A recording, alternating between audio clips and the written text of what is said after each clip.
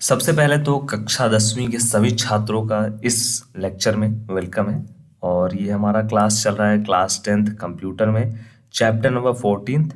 और हमारे chapter number 14 का नाम है ई कॉमर्स और साइबर सुरक्षा। ठीक है, इसमें बेसिकली हमको पढ़ना है ई कॉमर्स के बारे में, उसके साथ साथ हमको पढ़ना है साइबर सुरक्षा के बारे में। ठीक है, और ये हमारा जो है वो इकाई नंबर 5 है, मतलब आपका जो कंप्यूटर का यूनिट नंबर 5 ये है और ये लास्ट यूनिट रहता है। ठीक है, तो फर्स्ट यूनिट में कितने चैप्टर्स हैं, सेकेंड यूनिट में कितने चैप्टर्स हैं, ये सब डिटेल्स आपको ऑलरेडी मैंने सिलेबस वाले वीडियो में बता दिया था। तो अगर आपने उनको नहीं देखा है तो देख लीजिएगा। और प्रीवियस जितने भी चैप्टर के लाइव क्लास चले हैं वो सब आपको कहाँ पे मिलेंगे, प्लेलिस्ट में मिलेंगे।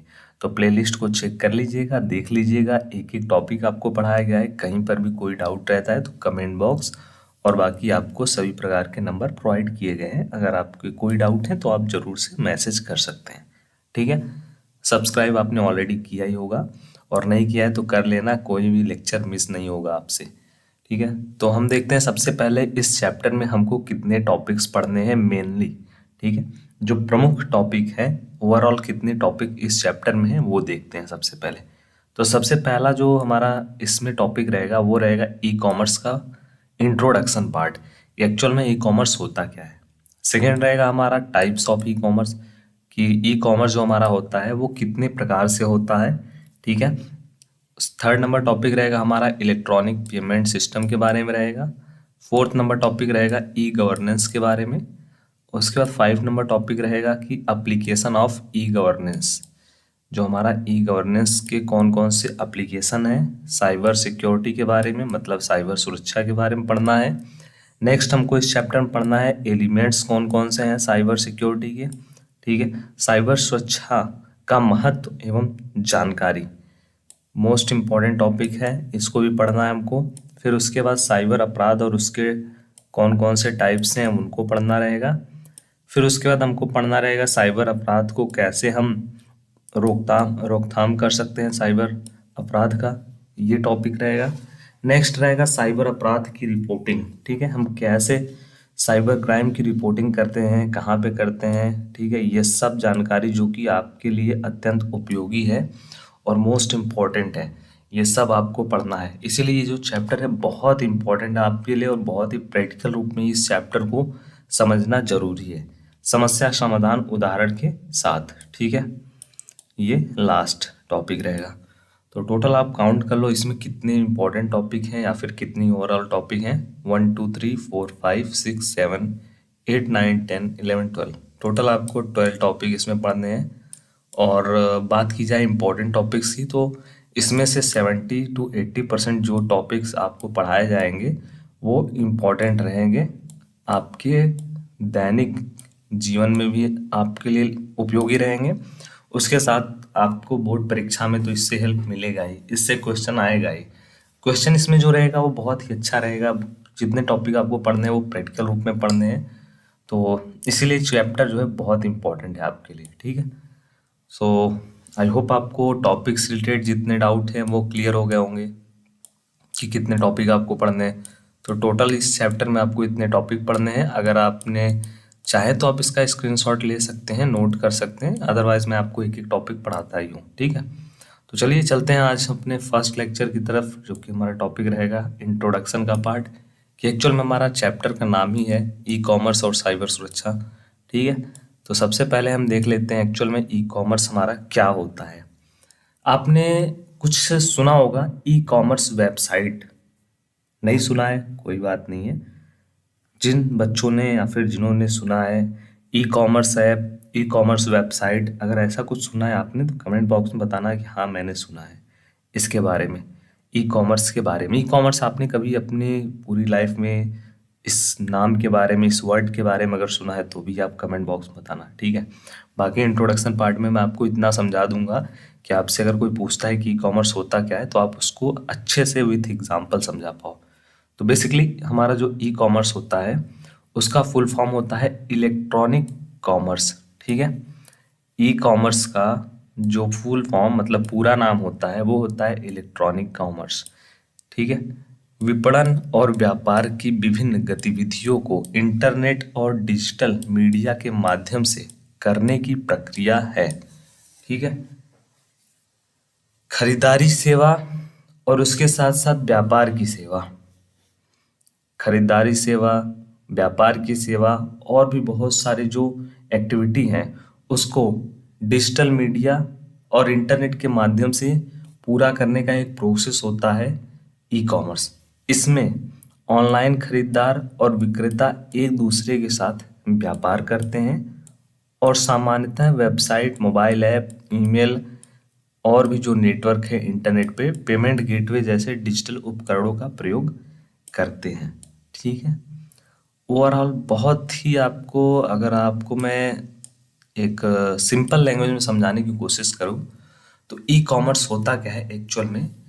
ई कॉमर्स जो होता है उसका फुल नेम इलेक्ट्रॉनिक कॉमर्स होता है। इसको आप एमसीक्यू क्वेश्चंस में आपसे पूछा जा सकता है कि ई कॉमर्स का फुल फॉर्म क्या होता है, नहीं तो आपको जानना भी बहुत ज़रूरी है। ई कॉमर्स का फुल फॉर्म जो होता है वो होता है इलेक्ट्रॉनिक कॉमर्स। ठीक है, ई कॉमर्स के माध्यम से हम अपने जो प्रोडक्ट होते हैं, अपनी जो सर्विसेज होती हैं, अभी आप प्रोडक्ट को ही समझिए। हमारे पास मान लीजिए कोई भी प्रोडक्ट है, जैसे हम कोई कंपनी है हमारी, वो क्लॉथ बनाती है, कपड़े बनाती है। ठीक है, अब हमको उसको क्या करना है, उसको हमको बेचना है, सेल करना है, और वो भी कैसे करना है, इंटरनेट पे, ऑनलाइन। ठीक है, ऑनलाइन हमको उसको सेल करना है तो हम किसका यूज़ करेंगे, इंटरनेट के माध्यम से कोई वेबसाइट अपना बनाएंगे या फिर कोई मोबाइल ऐप बनाएंगे।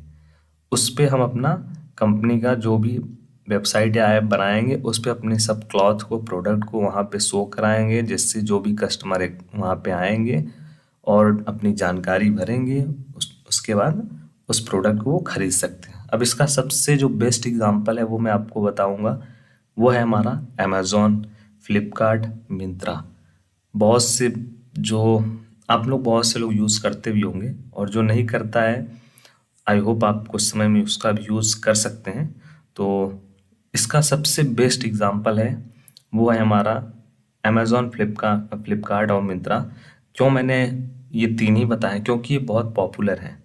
ये हमारे जो ई कॉमर्स के एग्जाम्पल हैं, मोस्ट कॉमन, बहुत से लोग इसको यूज़ करते हैं और ये बहुत पॉपुलर है। सभी लोग, मैक्सिमम लोग इसका यूज़ करते हैं। किस लिए करते हैं, ऑनलाइन शॉपिंग के लिए यूज़ करते हैं।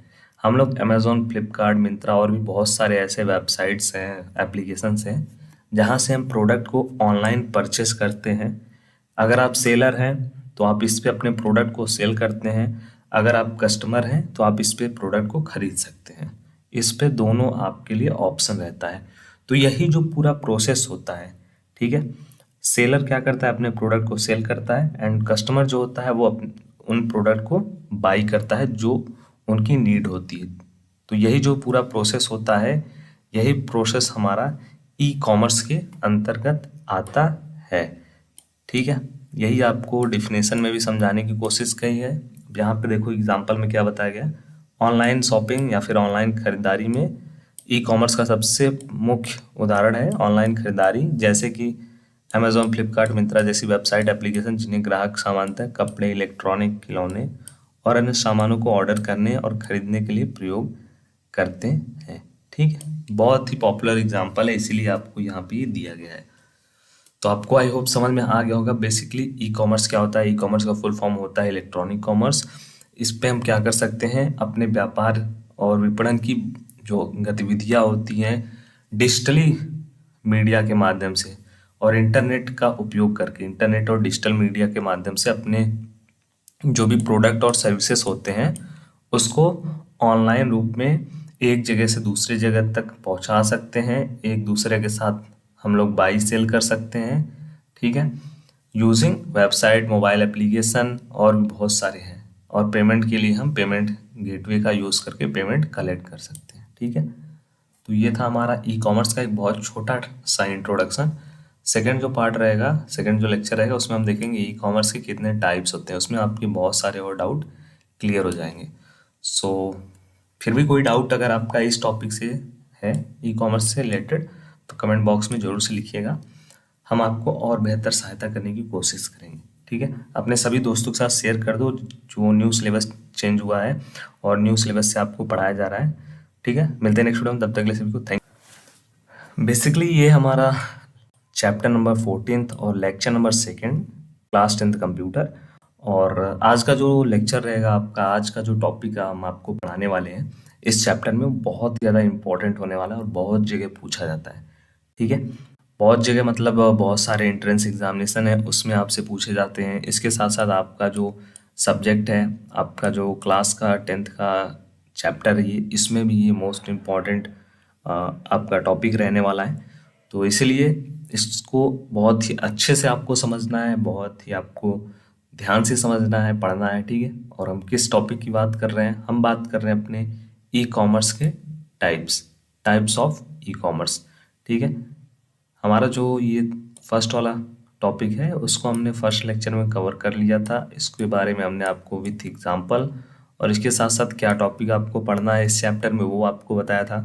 तो इसका अगर आपने नहीं देखा है लाइव क्लास तो आप देख लीजिएगा, प्लेलिस्ट में आपको सब कुछ मिल जाएगा। एक एक टॉपिक आपको पढ़ाया जा रहा है, एक एक टॉपिक आप सभी के लिए मैनुअली रूप से तैयार किया जा रहा है। ठीक है, तो चेक कर लेना। आज हम देखेंगे टाइप्स ऑफ ई कॉमर्स के कितने प्रकार होते हैं। ठीक है, बहुत ही अच्छी तरीके से आपको समझना है। बेसिकली जो हमारा ई कॉमर्स का टाइप्स होता है वो 6 टाइप्स का होता है। कौन कौन से हैं उसमें? उसमें हमारे जो मेनली 6 टाइप्स हैं वो है हमारे B2B, मतलब बिजनेस टू बिजनेस।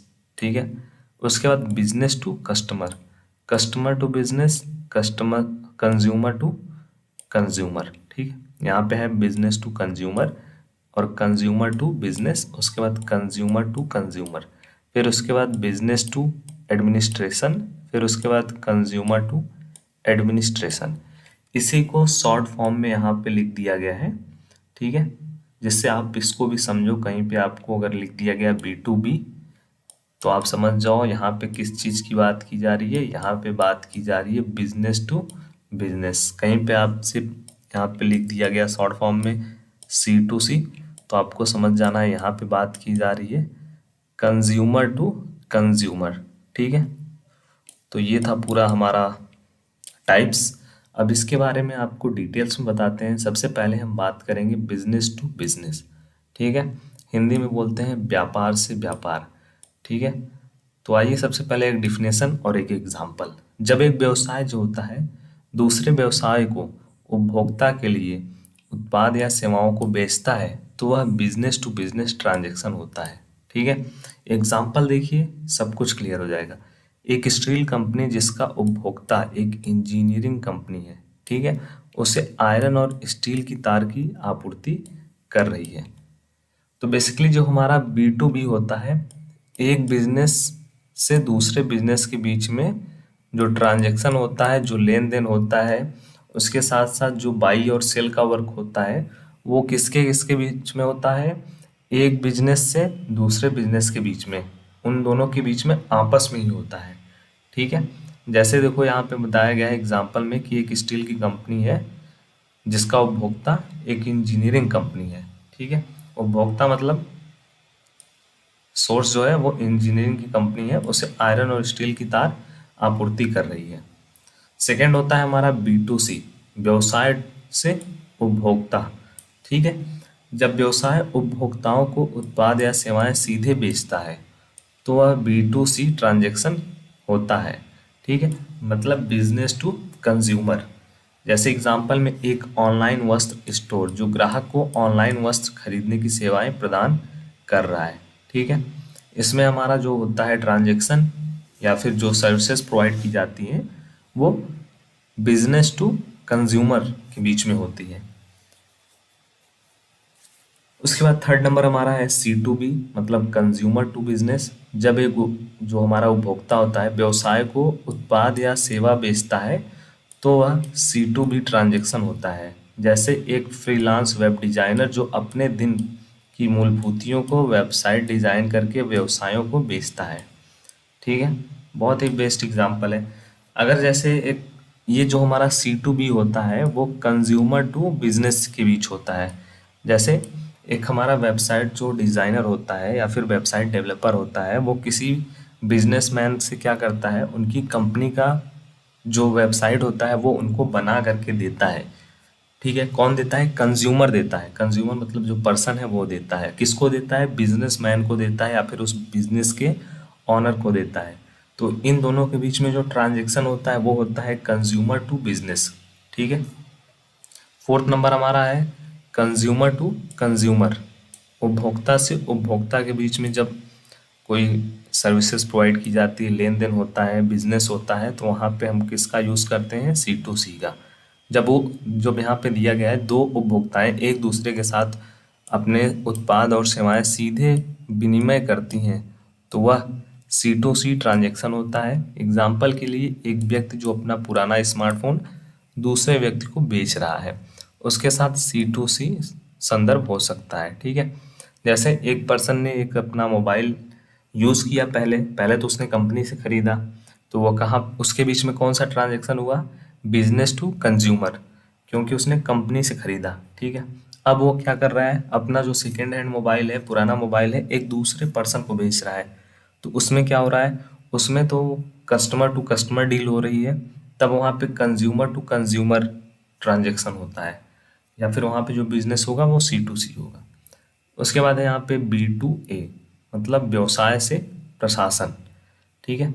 जब एक व्यवसाय सरकारी अनुभागों या प्रशासनिक संगठनों को उत्पाद या सेवाएं प्रदान करता है तो वह B2A ट्रांजैक्शन होता है। जैसे एक कंप्यूटर सॉफ्टवेयर कंपनी जो सरकारी विभागों के लिए कस्टमाइज किए गए सॉफ्टवेयर प्रदान कर रही है। ठीक है। जब हमारा ऐसा ट्रांजैक्शन होता है तब हम लोग वहाँ पे B2A बोलते हैं कि B2A ट्रांजैक्शन हो रहा है। जब एक बिजनेस से और एक एडमिनिस्ट्रेशन से के बीच में जब लेन देन होता है तब वहाँ पे होता है B2A। और इसी का जस्ट अपोजिट जब एक हमारा C2A कंज्यूमर से एडमिनिस्ट्रेशन के बीच में जब ट्रांजैक्शन होता है तब वहाँ पे C2A कहलाता है। जैसे देखो इसका डेफिनेशन है, जब एक उपभोक्ता सरकारी अनुभागों या प्रशासनिक संगठनों में से सेवाएं प्रदान करता है तो वह C2A ट्रांजैक्शन होता है। एग्जाम्पल के लिए एक व्यक्ति जो अपना ऑनलाइन टैक्स फाइल करता है और अपने करों को ई फाइलिंग के माध्यम से सरकारी प्रशासन को जमा करता है तो वह C2A संदर्भ हो सकता है। डायरेक्ट कस्टमर से एडमिनिस्ट्रेशन को वो फाइल सेंड करता है। ठीक है। जो भी उसका ऑनलाइन टैक्स का फाइल रहता है वो क्या करता है? अपने जो भी सरकारी प्रशासन होते हैं उनको सेंड करता है। तो इस प्रकार का जो हमारा ट्रांजैक्शन होता है वो होता है C2A के अंतर्गत। तो आई होप आपको ये सब कुछ क्लियर हो गया होगा। B2B में बिजनेस से बिजनेस के बीच में डील होता है, B2C में बिजनेस टू कंज्यूमर में होता है, फिर कंज्यूमर टू बिजनेस में, फिर कंज्यूमर से कंज्यूमर में, फिर उसके बाद बिजनेस टू एडमिनिस्ट्रेशन में, फिर उसके बाद कंज्यूमर टू एडमिनिस्ट्रेशन में। तो ये था हमारा ई कॉमर्स का 6 टाइप। बेसिकली जो हमारा ट्रांजेक्शन होता है वो 6 टाइप्स के साथ ही होता है और 6 टाइप्स के बीच में ही होता है। ठीक है। आई होप आपको ये पूरा डाउट क्लियर हो गया होगा। इसमें अगर कोई भी डाउट है तो अभी कमेंट बॉक्स में जाइए और अभी अपना जो भी डाउट है उसको लिख करके सेंड कर दीजिए, जिससे हमारे पास आपके सभी सवाल आसानी से पहुंच जाएं। ठीक है। और हम आपको जल्द से जल्द उन सवालों का जवाब दे करके रिप्लाई कर दें जिससे आपके डाउट क्लियर हो सके। ठीक है। लेक्चर फर्स्ट अगर आपने नहीं देखा है तो देख लेना। लेक्चर सेकंड ये चल रहा था जो कि कंप्लीट हुआ ये टॉपिक। थर्ड नंबर में हम देखेंगे इलेक्ट्रॉनिक पेमेंट सिस्टम के बारे में, एक्चुअल में ये होता क्या है। ठीक है। फिर उसके बाद नेक्स्ट टॉपिक रहेगा उसको हम लोग देखेंगे। सो अपने सभी दोस्तों के साथ शेयर कर दो और सब्सक्राइब नहीं किया तो कर लेना, कोई भी लेक्चर आपसे मिस नहीं होगा। Thank you for watching. जय हिंद। सो कक्षा 10वीं कंप्यूटर में हमारा चल रहा था चैप्टर नंबर 14 और हमारे चैप्टर का नाम है ई कॉमर्स और साइबर सिक्योरिटी या फिर कह लें साइबर सुरक्षा। इसमें ऑलरेडी कुछ जो लेक्चर्स हैं, जो कुछ टॉपिक्स हैं वो आपको पढ़ा दिए गए थे, समझा दिए गए थे, जिसमें से आपको बता दिया गया था इंट्रोडक्शन पार्ट। ठीक है। फर्स्ट लेक्चर में, सेकेंड लेक्चर में आपको बता दिया था कि कितने टाइप्स के जो हमारे ई कॉमर्स होते हैं वो कितने प्रकार के होते हैं। और आज हमारा है थर्ड लेक्चर और इसमें हम देखने वाले हैं इलेक्ट्रॉनिक पेमेंट सिस्टम के बारे में। ठीक है। और ये जो टॉपिक्स है वो बहुत ही प्रैक्टिकल, ठीक है, प्रैक्टिकल रूप में इसलिए है क्योंकि इसका हम लोग अपने दैनिक जीवन में यूज़ कर रहे हैं, इसलिए इसको जानना बहुत ज़्यादा इम्पोर्टेंट है और आपको बहुत अच्छी तरीके से समझ में भी आएगा। ठीक है। तो टॉपिक है हमारा इलेक्ट्रॉनिक भुगतान प्रणाली या फिर इंग्लिश में इसको कहते हैं इलेक्ट्रॉनिक पेमेंट सिस्टम। ठीक है, तो बेसिकली आइए देखते हैं इसमें क्या बताया गया है। तो इलेक्ट्रॉनिक भुगतान प्रणाली या फिर इलेक्ट्रॉनिक पेमेंट सिस्टम एक प्रकार की प्रौद्योगिकी है, मतलब एक प्रकार का टेक्नोलॉजी है जिसका यूज या फिर जिसका उपयोग विभिन्न वित्तीय लेन देन और भुगतान प्रक्रियाओं के लिए किया जाता है। इसका यूज हम लोग किस लिए कर रहे हैं? इसका यूज हम लोग जो भी कैश के लेन देन के लिए कर रहे हैं या फिर पेमेंट करने के लिए कर रहे हैं। ठीक है, जिसमें नगद पैसे के बजाय इंटरनेट, कार्ड, डिजिटल वॉलेट्स और अन्य इलेक्ट्रॉनिक स्रोतों का उपयोग किया जाता है।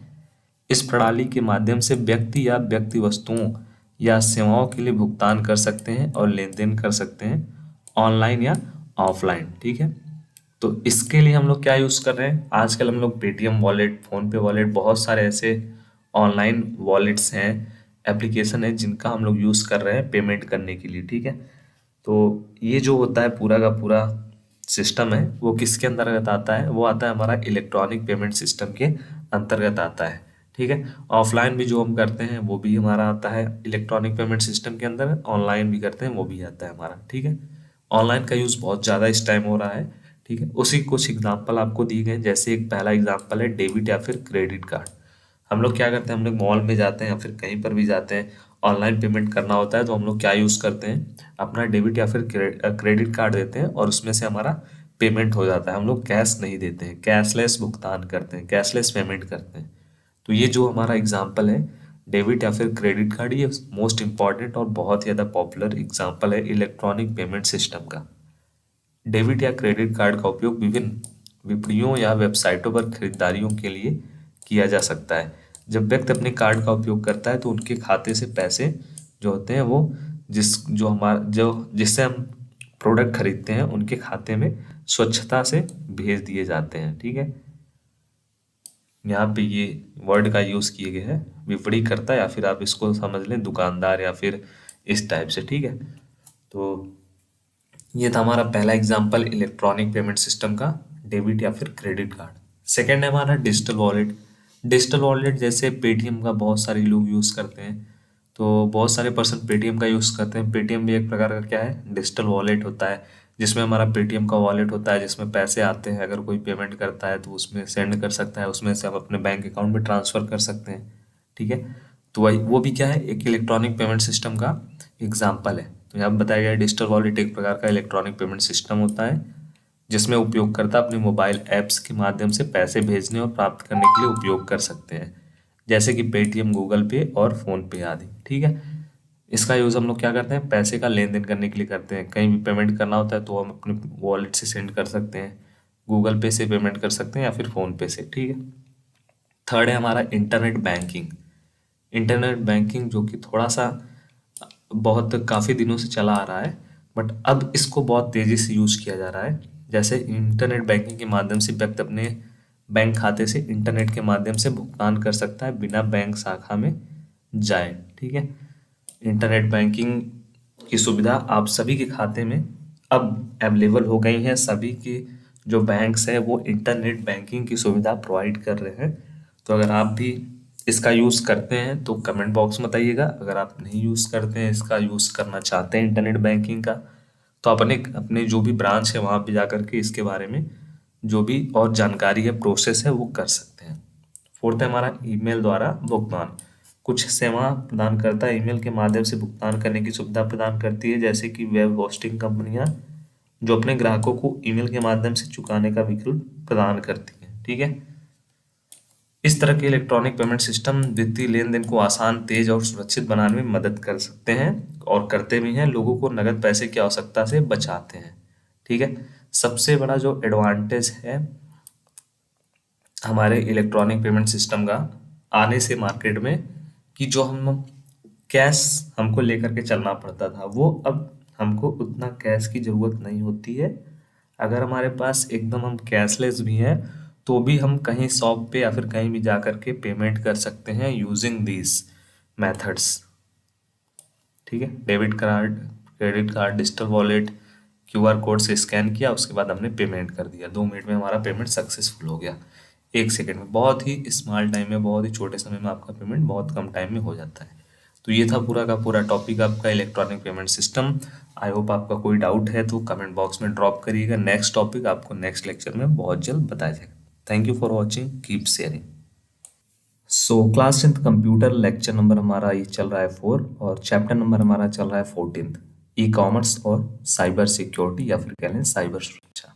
ठीक है, इसमें बहुत सारे ऑलरेडी जो टॉपिक्स हैं 3 टॉपिक कवर हो गए थे और उन टॉपिक को अगर आपने नहीं पढ़ा है तो प्लेलिस्ट से भी आप चेक कर सकते हो और आपको आई बटन में भी देखने को मिल जाएगा। ठीक है, आज हम देखने वाले हैं अबाउट ई गवर्नेंस के बारे में कि हमारा जो ई गवर्नेंस होता है वो क्या होता है और इसके कौन कौन से अनुप्रयोग हैं या फिर कह लें कि एप्लीकेशन है। ठीक है, और ये भी टॉपिक बहुत ही प्रैक्टिकल है। इस चैप्टर में आपको मैक्सिमम जो टॉपिक देखने को मिलेंगे वो प्रैक्टिकल रूप में होंगे, जो आपके लिए जानना भी इम्पोर्टेंट है और आपने उनके बारे में और पहले भी मे बी कहीं ना कहीं से नॉलेज गेन किया होगा। ठीक है, जैसे कि ई गवर्नेंस क्या होता है। ई गवर्नेंस का मतलब होता है सरकारी कार्यों और सेवाओं को इलेक्ट्रॉनिक माध्यमों के माध्यम से प्रबंधित करना और प्रदान करना। यह एक प्रकार का टेक्नोलॉजी होता है और सूचना टेक्नोलॉजी पर आधारित प्रक्रिया होता है जिसका उद्देश्य सरकारी सेवाओं को लोगों तक आसानी से पहुंचाना और सरकारी कार्यों को प्रशासनिक तंत्र में सुधार करना होता है। ठीक है, तो जो हमारा ई गवर्नेंस होता है वो इस तरीके से काम करता है कि इसका जो मेन मोटो होता है या फिर कह लें कि इसका जो प्राथमिक उद्देश्य होता है, इसका प्राथमिक उद्देश्य यही होता है कि जो सरकार के द्वारा सरकारी जो भी नए नए योजना आ रही है, नई नई चीज़ें लॉन्च की जा रही है, किसके लिए? पब्लिक के लिए, उसको पब्लिक तक आसानी से पहुंचाया जाए, पब्लिक तक। ठीक है, और सरकार के जो कार्य हैं उसको भी पब्लिक तक पहुंचाया जाए जिससे उनको उनके बारे में पता चले। तो इसका जो टोटल जिम्मा होता है वो होता है ई गवर्नेंस का, कि इस कार्य को जल्द से जल्द और ज़्यादा अच्छी तरीके से किया जाए। ठीक है, और इसी का जो एप्लीकेशन होता है उसको अगर आप पढ़ोगे तो आपको जो ये ई गवर्नेंस के बारे में जो भी डाउट रहता है वो क्लियर हो जाएगा कि यह है क्या, एक्चुअल में कैसे काम करता है। जैसे देखो इसका एप्लीकेशन में हम देखेंगे फर्स्ट नंबर ई मुद्रा। ठीक है, तो ई मुद्रा जो है ई गवर्नेंस का एक प्रमुख उपयोग का उदाहरण है जिसमें डिजिटल अस्पतालों और औषधालयों के लिए ई मुद्रा कार्ड प्रदान किए जाते हैं। यह कार्ड डिजिटल रूप से उपयोगकर्ता को अपनी स्वास्थ्य रिकॉर्ड और औषधि वितरण के लिए आधुनिक सुलभता प्रदान करता है। ठीक है, तो ई मुद्रा जो होता है वो हेल्प करता है यूज़र को, जो अपनी हेल्थ रिपोर्ट उसके पास जितने भी बार वो हॉस्पिटल में विजिट किया है या फिर कौन कौन सी उसको दवाइयाँ ली है उसने, वो सब उसमें मेंशन रहता है, उस सब का रिकॉर्ड रहता है जिससे उसको आसानी रहती है, वो अपने साथ कैरी कर सकता है। सेकेंड है हमारा ई एजुकेशन या फिर कह लें ई शिक्षा। ठीक है, तो ई गवर्नेंस के अनुप्रयोग के रूप में ई शिक्षा का जो उपयोग है उससे विद्यार्थी को ऑनलाइन पाठ्यक्रमों और शैक्षिक सामग्री का उपयोग करके शिक्षा प्रदान करने का मौका मिलता है। इसका उदाहरण है ऑनलाइन वीडियो शिक्षा प्लेटफॉर्म और सरकारी वेबसाइट्सों पर उपलब्ध शैक्षिक सामग्री। ठीक है, जैसे देखो अगर आप यूपी बोर्ड के छात्र हैं तो आप सभी के लिए यूपी बोर्ड ने जो अपनी तरफ से ऑफिशियल वेबसाइट बनाया है वो बनाया है upmsp.edu.in।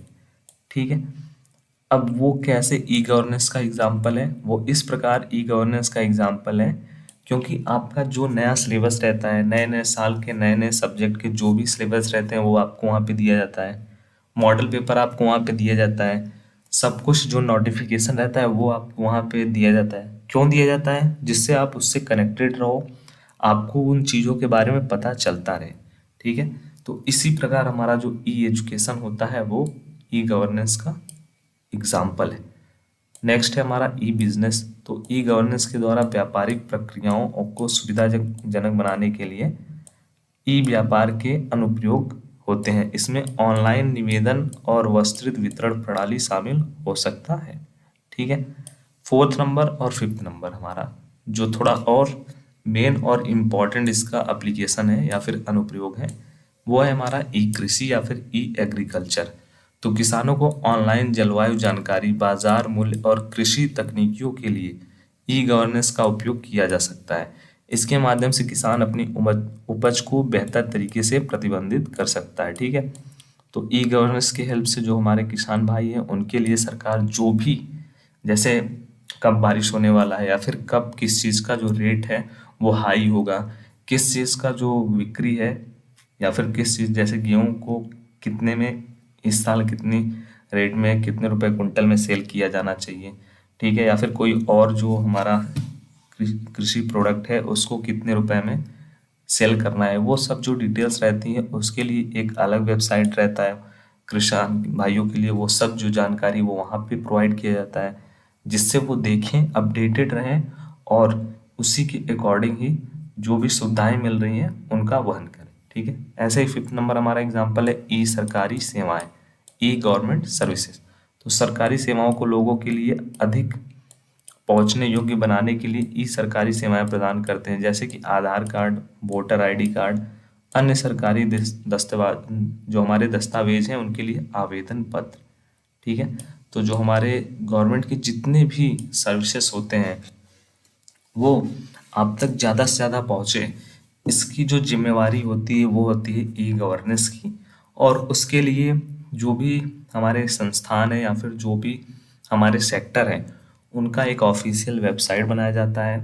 उनके बहुत सारे सोशल मीडियाज़ के और भी ऐसे प्लेटफॉर्म होते हैं जहाँ से उन जानकारी को आप तक पहुँचाया जा सके, क्योंकि जो हमारा ई गवर्नेंस या फिर कह लें कि इसका ई गवर्नेंस का मेन मोटो होता है, मेन उद्देश्य होता है, वह यही होता है कि जो सरकारी कार्य हैं या फिर सर्विसेज हैं, सेवाएं हैं, उनको ऑनलाइन तरीके से, ऑनलाइन माध्यम से ज़्यादा से ज़्यादा लोगों तक, ज़्यादा से ज़्यादा पर्सन तक पहुंचाना।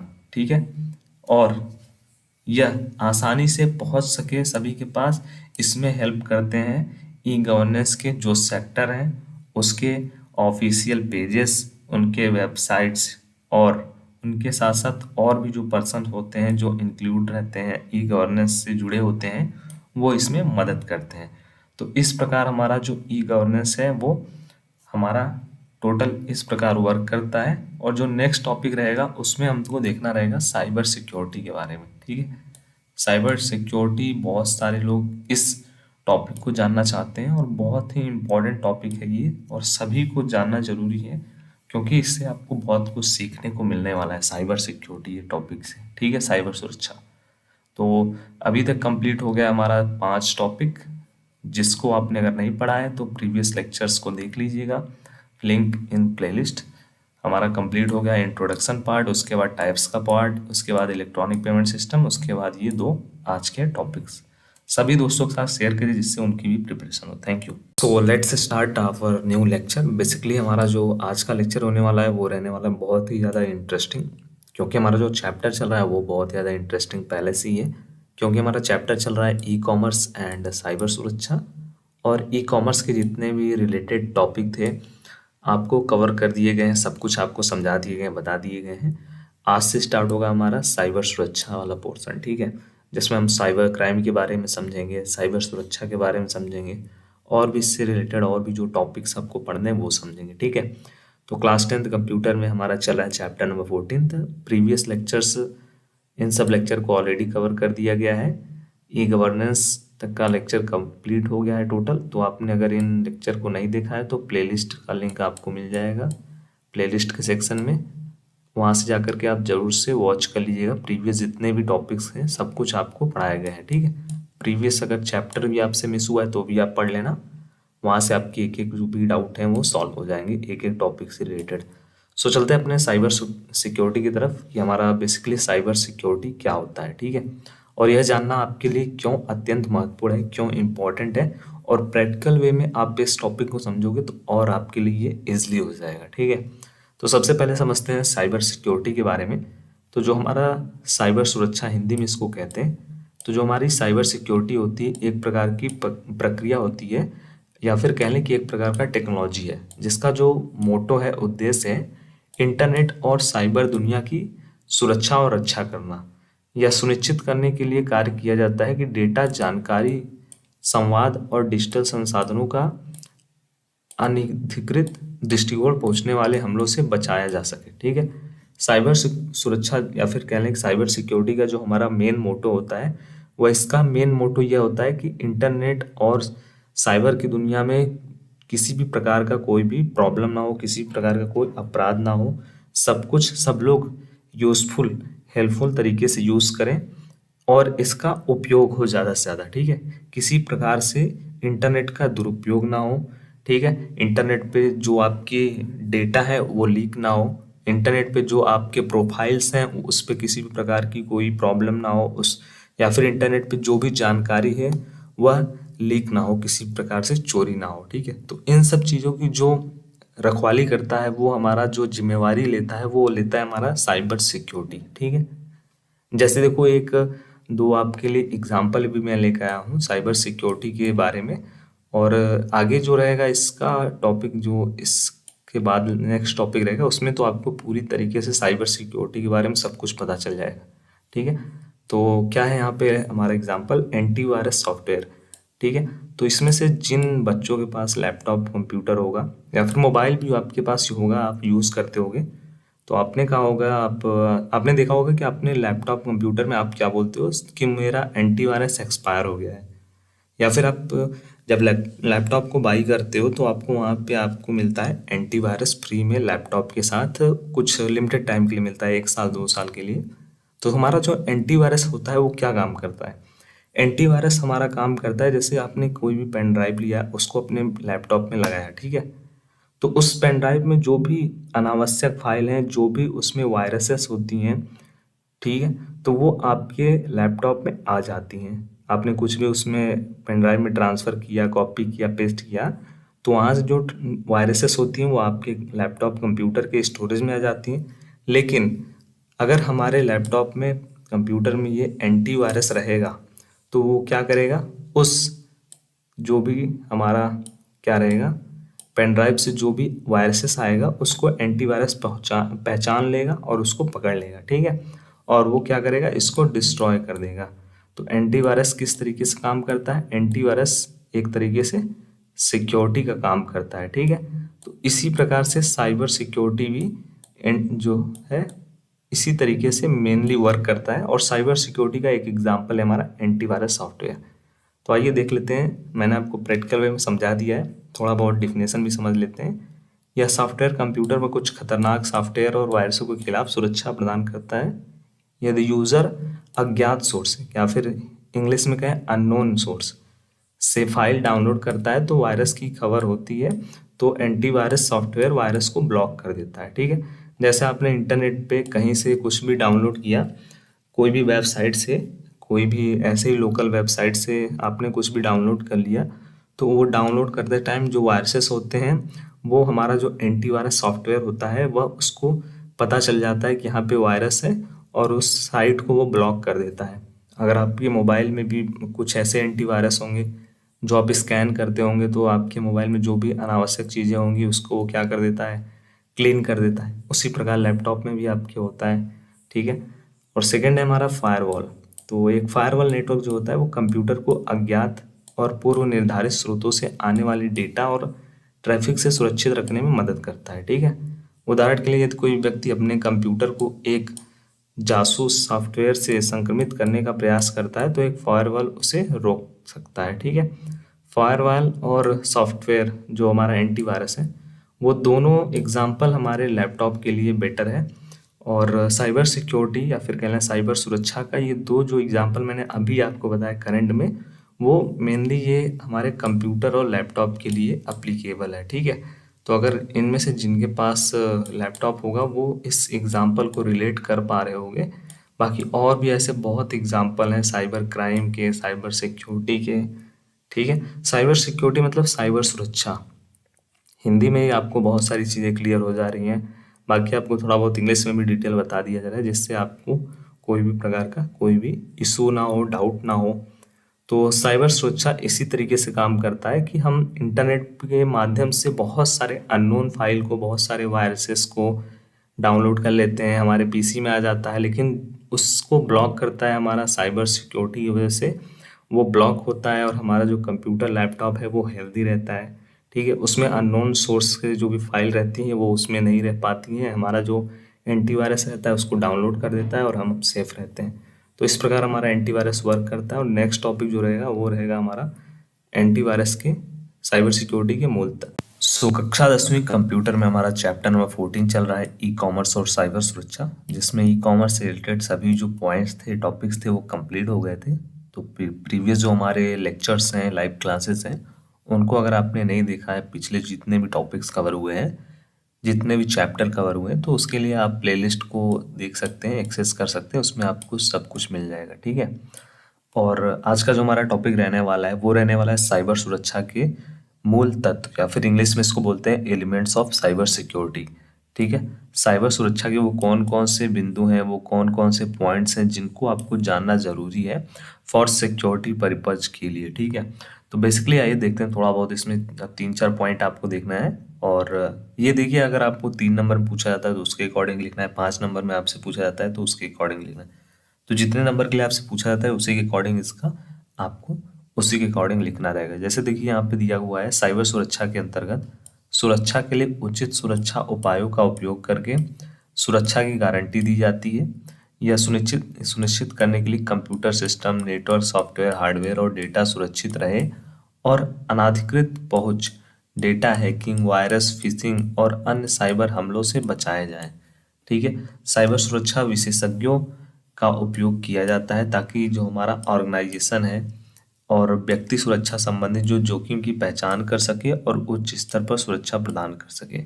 ठीक है, तो जो साइबर सुरक्षा के एलिमेंट्स होते हैं वो कुछ यहाँ पे नीचे दिए गए हैं, वो मैं आपको थोड़ी देर में बताऊंगा।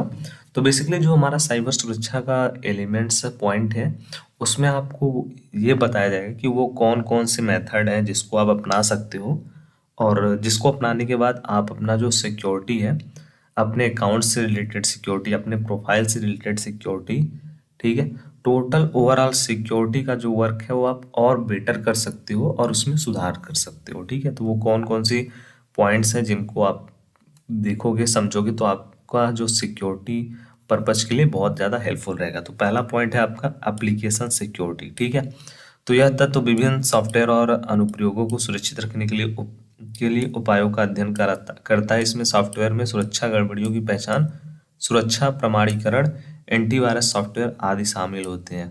ठीक है, एप्लीकेशन सिक्योरिटी, या फिर आप ये कह लें, जैसे आप लोग सभी लोग इस समय गूगल पे या फिर कोई और भी पेटीएम ये सब यूज़ करते होंगे, तो उसमें लॉगिन करने से पहले आपसे एक 4 डिजिट का पिन मांगता है, या फिर आप कह लें कि वहाँ पे आप बायोमेट्रिक अपना जो भी फिंगरप्रिंट रहता है वो वहाँ पे एक्सेस करते हैं। जब वहाँ पे फिंगरप्रिंट आपका वो लेता है तो फिर जब वो वहाँ से सक्सेसफुल हो जाता है तब आपका एप्लीकेशन ओपन होता है। तो एक प्रकार से वो एप्लीकेशन सिक्योरिटी का ही एग्जाम्पल है। जब तक वहाँ पे सिक्योरिटी आपका पास नहीं होगा तब तक आपका एप्लीकेशन ओपन नहीं होगा। आप वहाँ पे पिन भी डाल सकते हो, जब तक वहाँ पे पिन करेक्ट नहीं होगा तब तक ओपन ही नहीं होगा। ठीक है, फिर यहाँ पे सेकेंड है सुरक्षा का, सूचना का सुरक्षा, या फिर इंग्लिश में कहते हैं इंफॉर्मेशन सिक्योरिटी। तो यह एक प्रकार का जो एलिमेंट है वो इंफॉर्मेशन की सुरक्षा के लिए उपायों का अध्ययन करता है। इसमें data encryption, data backup, user पहचान प्रणाली और अनुचित पहुंच से बचाव जैसे मुद्दे शामिल होते हैं। ठीक है, तो इंफॉर्मेशन सिक्योरिटी में यहाँ पे दिया गया है डेटा बैकअप। ठीक है, तो डेटा बैकअप जैसे फोटोज हो गया, गूगल ड्राइव पे आप बैकअप करके रख सकते हो। व्हाट्सअप आप यूज़ करते हो तो व्हाट्सअप में आपने चैट, मीडिया ये सब बैकअप करके यूज़ किया होगा, इसको रखा होगा। बहुत से और भी बैकअप के एग्जाम्पल हैं। ठीक है, तो इस प्रकार का जो हमारा सिक्योरिटी होता है वो इंफॉर्मेशन सिक्योरिटी के अंतर्गत आता है, जिसमें आप अपने जो भी प्रोफाइल है या फिर जो भी आपका इंफॉर्मेशन है उसको आप बैकअप करके रखते हो, या फिर डेटा का इंक्रिप्शन कर देते हो। ठीक है, या फिर देखो यहाँ पे डेटा को एक्सेस करने के लिए यूज़र पहचान प्रणाली, जब तक वही यूज़र, जैसे जो यूज़र आपने जिस यूज़र को एक्सेस दिया हुआ है उस डेटा को देखने के लिए, जब तक यह कंफर्म नहीं हो जाता कि यह वही यूज़र है तब तक उस डेटा को वह नहीं देख पाएगा। तो ये आता है आपका इंफॉर्मेशन सिक्योरिटी के अंदर। थर्ड है हमारा नेटवर्क सिक्योरिटी। तो नेटवर्क सिक्योरिटी में क्या आता है, बेसिकली यह एलिमेंट नेटवर्क की सुरक्षा के लिए उपायों का अध्ययन करता है। इसमें फायरवॉल, वायरलेस सुरक्षा और नेटवर्क मॉनिटरिंग जैसे तकनीकी उपाय शामिल होते हैं। ठीक है, तो बेसिकली ये नेटवर्क की सुरक्षा के लिए उपयोगी होता है और इसमें हम यूज़ करते हैं फायरवॉल का। ठीक है, और बेसिकली ये जो होता है हमारे लैपटॉप, कंप्यूटर और इसमें ज़्यादा यूज़ होता है। फोर्थ है हमारा आपदा रिकवरी योजना। ठीक है, तो यह तत्व साइबर हमले, त्रुटि या प्राकृतिक आपदा के पश्चात नियंत्रण के उपायों का अध्ययन करता है। इसमें डेटा की पुनर्स्थापना, सिस्टम की पुनर्संचालन योजना और उपकरणों का उपयोग जैसे मुद्दे शामिल होते हैं। ठीक है, तो बेसिकली इसमें वही होता है, रिकवरी होता है। डेटा को हम लोग क्या करते हैं, रिकवर कर लेते हैं। और वो रिकवर कब कैसे प्लानिंग की जाती है, उसके लिए सबसे पहले हम डेटा को क्या करते हैं, बैकअप बना करके रखते हैं, तभी उसको रिकवर कर पाएंगे, अदरवाइज उसको रिकवर नहीं कर पाएंगे। तो हम लोग जो डेटा का फिर से रिकवर करेंगे या फिर पूरा फिर से हमारा जो सिस्टम रहेगा उसको अच्छी तरीके से जब तक वो चलना स्टार्ट नहीं हो जाता है, वो सब हमको सिखाया जाता है इसके अंतर्गत, आपदा रिकवरी योजना के अंतर्गत या फिर कह लें प्लानिंग के अंतर्गत। ठीक है, फिफ्थ नंबर हमारा है ऑपरेशनल सिक्योरिटी। तो यह एक तत्व जो होता है वो संगठन की सुरक्षा के लिए उपायों का अध्ययन करता है। इसमें जो हमारा संगठन होता है कि सुरक्षा नीतियों का विकास, कार्यालय सुरक्षा, कर्मचारी प्रशिक्षण और सुरक्षा और गोपनीयता प्रक्रियाओं का पालन जैसे मुद्दे शामिल होते हैं। ठीक है, और लास्ट है इसमें अंत यूजर सुरक्षा या फिर एंड यूजर सिक्योरिटी इंग्लिश में बोलते हैं। तो यह जो एलिमेंट होता है अंत यूजर, वो हमारे यूजर की सुरक्षा के लिए उपयोगी का अध्ययन करता है। इसमें पासवर्ड सुरक्षा, सोशल इंजीनियरिंग के खिलाफ जागरूकता, फिशिंग संरक्षण और सुरक्षा संबंधी सचेतता जैसे उपाय शामिल होते हैं। ठीक है, एंड यूजर सिक्योरिटी में भी वही सब चीजें होती हैं। पासवर्ड से रिलेटेड कैसे आप सिक्योरिटी प्रदान कर सकते हो, पासवर्ड को आप कैसे और अच्छा बना सकते हो जिससे कोई भी ज़्यादा उसको एक्सेस ना कर पाए। ठीक है, तो ये सब जो बताया जाता है या फिर आप इसको सीख सकते हो एंड यूजर सिक्योरिटी के अंदर। तो ये 5 से 6 पॉइंट आपको एलिमेंट्स ऑफ साइबर सिक्योरिटी या फिर कह लें साइबर सुरक्षा के वो कौन कौन से तत्व हैं जिनका अगर आप यूज़ करते हो तो आप साइबर सिक्योरिटी या फिर आप साइबर क्राइम जैसे जो भी हमारे वो हैं उनसे आप बच सकते हो। कैसे बचोगे साइबर क्राइम से, जब आप इन साइबर सिक्योरिटी रिलेटेड जितने भी आपको बिंदु बताए गए हैं अगर आप इनका अपने डेली लाइफ में यूज़ करोगे तब आप साइबर हमले से बच सकते हो। उसके लिए सभी आप अपनी एप्लीकेशन को लॉक कीजिए। ठीक है, सभी आप अपने एप्लीकेशन को लॉक कीजिए जिससे कोई भी अदर पर्सन आपके एप्लीकेशन को ओपन ना कर पाए विदाउट आपसे एक्सेस किए हुए, विदाउट आपसे उस एप्लीकेशन में परमिशन लिए हुए। ठीक है, तो उसके लिए इन सब चीज़ों का आपको ध्यान रखना है कि हर जगह अपना पासवर्ड, जहाँ पे आपको लगता है कि जो आपका इम्पोर्टेंट चीज़ है उसमें अपना पासवर्ड ज़रूर से लगाइए और वो पासवर्ड उन्हीं के साथ शेयर कीजिए जिसको उसकी ज़रूरत है या फिर जिसके ऊपर आपको पूरा का पूरा भरोसा है। ठीक है, तो इस सब जो भी पॉइंट में अगर आपको कोई डाउट है तो कमेंट बॉक्स में जरूर से ड्रॉप करिएगा। नेक्स्ट लेक्चर में हम देखेंगे नेक्स्ट पॉइंट। सो कक्षा 10वीं के कंप्यूटर के सभी छात्रों का इस क्लास में वेलकम है और आप सभी के कंटिन्यू जो हमारे पॉजिटिव फीडबैक थे कंप्यूटर क्लास के रिलेटेड वो हमारे पास आ रहे थे, जिसमें मैं आप सभी के कमेंट्स को देख रहा था जो कि बहुत ही ज़्यादा पॉजिटिव, आपको सभी चीज़ें समझ में आ रही, सभी टॉपिक समझ में आ रहे थे। ठीक है, पिछले 1-2 दिनों से जो है क्लास नहीं आ पाया था, कुछ हेल्थ इशू था, बट अभी जो है सब रिकवर हो गया है और हम नेक्स्ट टॉपिक की तरफ चलेंगे और जल्द से जल्द इस चैप्टर को कंप्लीट करेंगे और उसके बाद बचे हुए जो चैप्टर्स हैं उनको भी कंप्लीट करेंगे। ठीक है, तो सिलेबस रिलेटेड किसी को भी कोई भी अगर डाउट है तो मैं आपको बता दूं 15 जनवरी से पहले आपका सिलेबस 101% कंप्लीट हो जाएगा। ठीक है, उसके बाद आपका केवल रिवीजन चलेगा। तो यहाँ तक 7th नंबर टॉपिक तक कंप्लीट हो गया था। साइबर सुरक्षा के जो एलिमेंट्स होते हैं के मूल तत्व कौन कौन से वो आपको बता दिया गया था। तो अगर आपको रिवीजन करना है तो प्लेलिस्ट में जाइए, एक एक टॉपिक आपको पढ़ाया जा रहा है, आप जा करके जिस टॉपिक को रिवाइज करना चाहते हैं उसको आप रिवाइज कर सकते हैं। ठीक है, अपने सभी दोस्तों को शेयर कर देना जो भी अभी बचे हुए हैं, जिनको अभी नहीं पता है सिलेबस चेंज हुआ है या फिर कुछ भी उनको इशू आ रहा है, प्लेलिस्ट का लिंक ही शेयर कर देना, उनको सब कुछ पता चल जाएगा। ठीक है, तो साइबर सुरक्षा का महत्व और जानकारी, बेसिकली साइबर सुरक्षा का क्या क्या इंपॉर्टेंस होता है और उससे रिलेटेड और भी आपको क्या जो है जानकारी दी जा सकती है वो इस टॉपिक के द्वारा समझाया जाएगा। ठीक है, तो बेसिकली साइबर सुरक्षा का महत्व आजकल के डिजिटल युग में अत्यंत महत्वपूर्ण है। ये हमारी व्यक्तिगत और व्यावसायिक जानकारी की सुरक्षा को सुनिश्चित करता है और हमें संगठित और निरंतर रूप से चल रहे साइबर हमलों के खिलाफ भी सुरक्षित रखता है। क्योंकि अगर हमको पता रहेगा कि साइबर सुरक्षा हम लोग कैसे साइबर क्राइम से किस प्रकार बच सकते हैं, तभी हम अपने अकाउंट्स को, अपने जो भी सोशल मीडिया के हैंडल्स हैं उनको सुरक्षित कर सकते हैं। अदरवाइज अगर हमको पता ही नहीं रहेगा कि साइबर क्राइम किस प्रकार होता है और क्या होता है, तो हम कैसे उसके उससे अपने आप को, अपने अकाउंट को कैसे हम प्रोटेक्ट कर पाएंगे। इसीलिए हमें साइबर क्राइम के बारे में जानना बहुत ज़्यादा ज़रूरी है। ठीक है, तो चलिए सबसे पहले देखते हैं साइबर सुरक्षा को हम कैसे जो है हैंडल कर सकते हैं, कौन कौन से वो महत्वपूर्ण पॉइंट्स हैं जिनका हम ध्यान रखेंगे तो हमारा जो डेटा का सुरक्षा है, जो हमारा सिक्योरिटी का काम है, वो अच्छी तरीके से हो पाएगा। ठीक है, तो बेसिकली हमारा फर्स्ट है यहाँ पे डेटा सुरक्षा। ठीक है, तो साइबर सुरक्षा द्वारा हमारी सूचना, संचार, वित्तीय और व्यक्तिगत डेटा की सुरक्षा सुनिश्चित होती है। ठीक है, और इसके द्वारा हम अपनी जो भी जानकारी होती है, डेटा का मतलब क्या होता है, डेटा का मतलब ये होता है जैसे हम किसी कंपनी को चला रहे हैं, उसमें किसी कंपनी के हम ऑनर हैं। ठीक है, तो उसमें कंपनी में क्या होता है, बहुत सारे एम्प्लॉय होते हैं जो वहाँ पे वर्कर होते हैं, जो वहाँ पे वर्क करते हैं। तो हमारे पास क्या होता है, उन वर्कर का सारी जानकारी होता है। ठीक है, तो वो सब क्या होता है, वो एक कॉन्फिडेंशियल चीज़ होता है, वो एक प्राइवेसी की रिलेटेड चीज़ें होती हैं जो सभी को जानना जरूरी नहीं होता है। वो उनकी जो है प्राइवेसी की इंफॉर्मेशंस होती हैं, तो वो हमारे पास सेव रहती है। जैसे मोबाइल नंबर भी हुए और भी बहुत सारी जानकारी हुई जो पब्लिक रूप से हो जाती हैं, तो वो प्रॉब्लम हो सकता है। तो एक प्रकार का जो सिक्योरिटी होता है वो हमारा डेटा का सिक्योरिटी हो गया, फर्स्ट पॉइंट। सेकंड नंबर हमारा होता है व्यावसायिक सुरक्षा।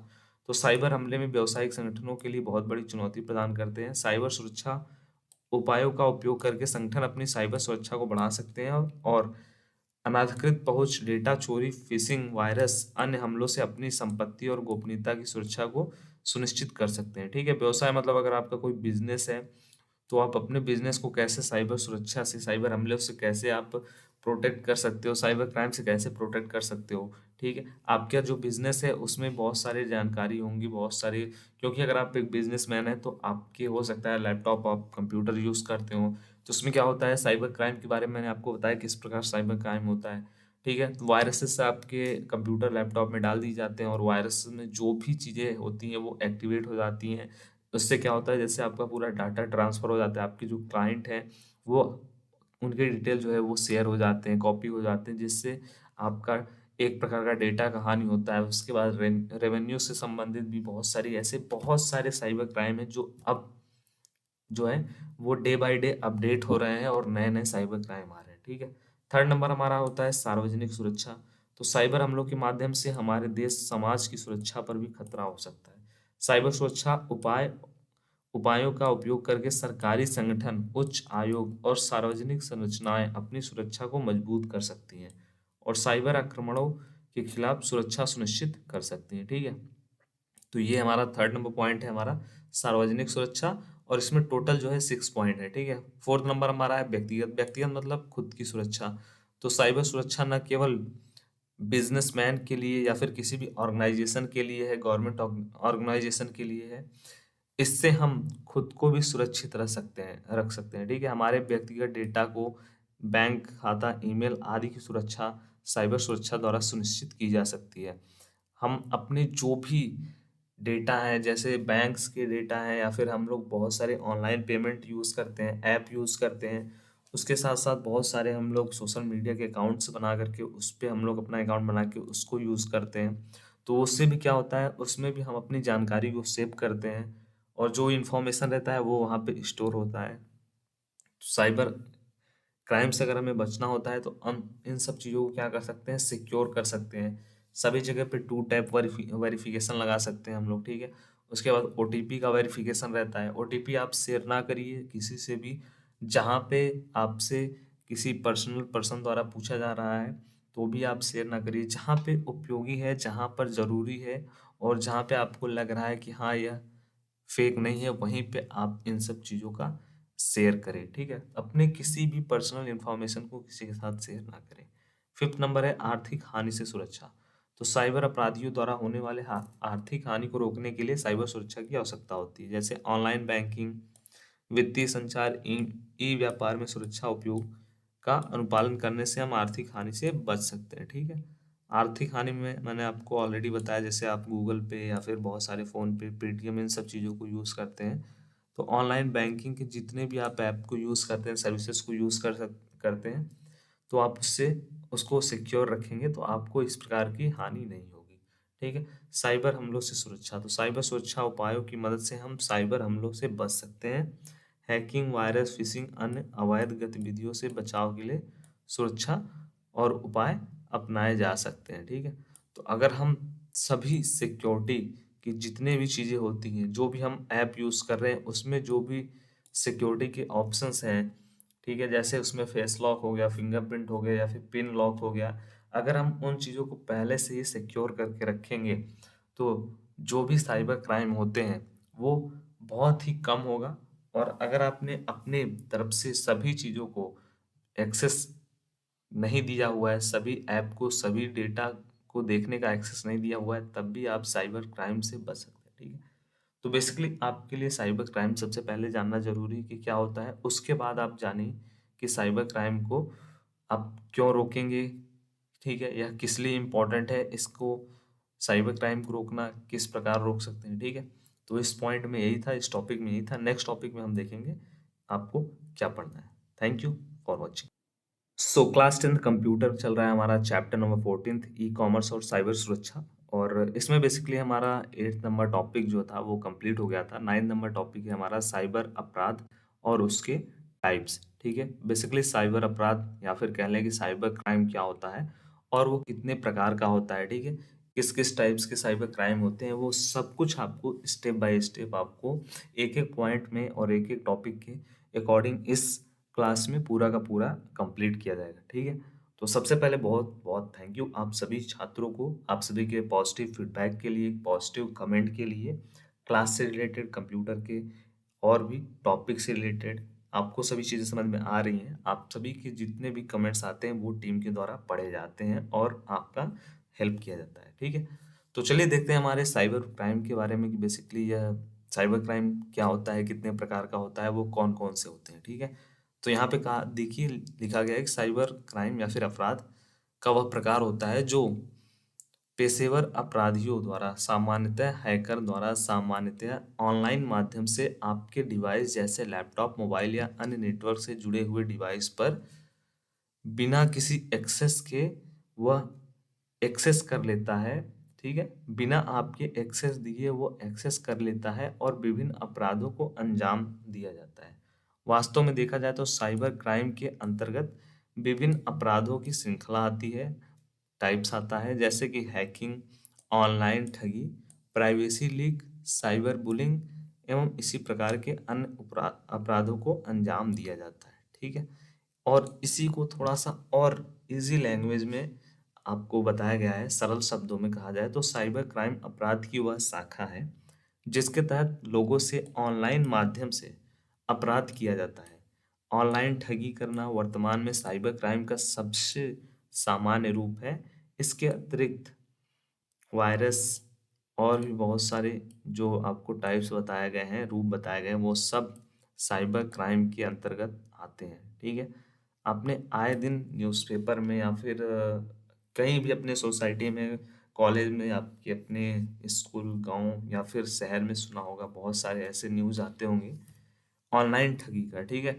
कि किसी ने उनको कॉल किया, बोला कि आपका इतने का लॉटरी लगा है, इतना आपके नाम से कोई चेक आया हुआ है, बट उसको पाने के लिए आपको कुछ रुपए इस बैंक अकाउंट में, इस अकाउंट नंबर, इस आईएफएससी कोड में सेंड करना होगा। तो क्या करते हैं, वो सेंड कर देते हैं लालच में आकर के, और उनको वो भी नहीं मिलता है और ये भी चला जाता है। तो बहुत सारे ऐसे एग्जाम्पल हैं, बहुत सारे ऐसे साइबर क्राइम हैं जो ऑनलाइन रूप से जो है इस समय बहुत तेजी से हो रहे हैं। जैसे किसी भी पर्सन को कॉल आता है, उनसे ओटीपी पूछा जाता है, अगर वो ओटीपी बता देते हैं तो उनका पेमेंट हो जाता है, उनके पास मैसेज आता है कि आपके इतने रुपए कट गए हैं। तो इसी प्रकार के बहुत सारे ऐसे एग्जाम्पल आपको आपके डेली लाइफ में, या फिर अगर आप न्यूज़पेपर पढ़ते होंगे तो उसमें भी आपको देखने को मिल रहा होगा। तो अगर आपने कुछ इस प्रकार का कुछ पढ़ा है, देखा है या फिर सुना है, ऑनलाइन रूप से जो अपराध होते हैं, ठगी होते हैं, या फिर कह लें कि साइबर क्राइम के बारे में आपने कुछ भी समझा है, पढ़ा है, एग्जाम्पल देखा है, अपने दैनिक जीवन में या फिर इससे पहले, तो कमेंट बॉक्स में उसका थोड़ा बहुत जरूर से एक्सप्लेनेशन कीजिएगा, जिससे और भी छात्रों को उसके बारे में पता चल सके। तो देखते हैं सबसे पहले कि साइबर क्राइम के कितने प्रकार होते हैं। ठीक है, तो जो सबसे पहला प्रकार होता है वो होता है हैकिंग एवं अनधिकृत प्रवेश। अनधिकृत प्रवेश का मतलब ये होता है कि विदाउट किसी के परमिशन के आप क्या कर लेते हैं, एक्सेस कर लेते हैं। जैसे मान लीजिए मैंने अपने कोई भी फोल्डर में कोई भी फाइल रखा हुआ है, बट मैंने किसी दूसरे पर्सन को उस फाइल को ओपन करने का परमिशन नहीं दिया हुआ है, लेकिन कोई जो पर्सन है, दूसरा पर्सन, वो उस फाइल को ओपन कर लेता है विदाउट मुझसे परमिशन लिए हुए, तो वह आता है अनधिकृत प्रवेश के अंतर्गत। ठीक है, कि विदाउट किसी भी परमिशन के वह एक्सेस कर लेता है किसी भी चीज को। तो ये भी एक प्रकार का क्राइम ही होता है, साइबर क्राइम। ठीक है, तो देखते हैं हैकिंग के बारे में। हैकिंग एवं अनधिकृत प्रवेश साइबर क्राइम की दुनिया में किया जाने वाला सबसे आम साइबर क्राइम है। किसी भी व्यक्ति के सिस्टम, कंप्यूटर या नेटवर्क में बिना व्यक्ति की अनुमति के प्रवेश ही हैकिंग या अनधिकृत प्रवेश कहा जाता है। यही मैंने आपको ऑलरेडी सिंपल लैंग्वेज में समझाया था कि विदाउट किसी व्यक्ति की अनुमति के उसके कंप्यूटर नेटवर्क या सिस्टम के अंतर्गत, कंप्यूटर नेटवर्क या सिस्टम का मतलब जैसे आपका मोबाइल हो गया, उसी में ही कोई एक्सेस कर लिया विदाउट आपके परमिशन के, तो वह क्या होता है, हैकिंग के अंतर्गत आता है। आमतौर पर साइबर क्राइम समूहों के द्वारा प्रोफेशनल हैकर के माध्यम से ही हैकिंग एवं अनधिकृत प्रवेश को अंजाम दिया जाता है। ठीक है, हैकिंग के माध्यम से हैकर द्वारा विभिन्न प्रकार की निजी जानकारियों एवं महत्वपूर्ण सीक्रेट डाटा को चुराया जा सकता है। ठीक है, वही मैंने आपको पहले ही एग्जाम्पल में समझाया था सिंपल लैंग्वेज में। जैसे मान लीजिए मैंने कोई भी डाटा अपने पास ऐसा रखा हुआ है जो कि बहुत ही ज़्यादा इम्पोर्टेंट है और उसको पब्लिक के लिए नहीं है, मतलब सभी के लिए वो डाटा नहीं है, कि वो केवल मेरे काम का है, वो केवल मेरी जानकारी है, मेरे लिए है, ठीक है। तो मैंने अपने पर्सनल यूज़ के लिए उस डेटा को रखा हुआ है, बट कोई क्या करता है, मेरे कंप्यूटर लैपटॉप में एक्सेस कर लेता है। ठीक है, विदाउट मेरे परमिशन के वो मेरे कंप्यूटर लैपटॉप में एक्सेस कर लेता है और उस डेटा को वह वहाँ से कॉपी कर लेता है, अपने पास पेस्ट कर लेता है। तो वो क्या हो जाता है, वो एक प्रकार का हैकिंग हो जाता है, या फिर कह लें कि साइबर क्राइम के अंतर्गत आता है। ठीक है, तो ये हमारा फर्स्ट जो है हमारा टाइप्स था, हैकिंग या फिर कह लें अनधिकृत प्रवेश। सेकंड है हमारा साइबर स्टॉकिंग। ठीक है, तो वर्तमान समय में सोशल मीडिया सभी लोग यूज़ करते हैं, आप सभी यूज़ करते होंगे। ठीक है, जैसे फेसबुक, इंस्टाग्राम और भी व्हाट्सअप, बहुत सारे हैं सोशल मीडिया के एप्लीकेशन, तो कुछ ना कुछ आप जरूर से यूज़ करते होंगे। तो वर्तमान समय में सोशल मीडिया के समय में सभी लोग सोशल मीडिया साइट्स पर अपने समय का अधिकांश भाग बिताते हैं। ऐसे में साइबर अपराधियों के द्वारा साइबर स्टॉकिंग के माध्यम से विभिन्न लोगों को खूब परेशान किया जाता है।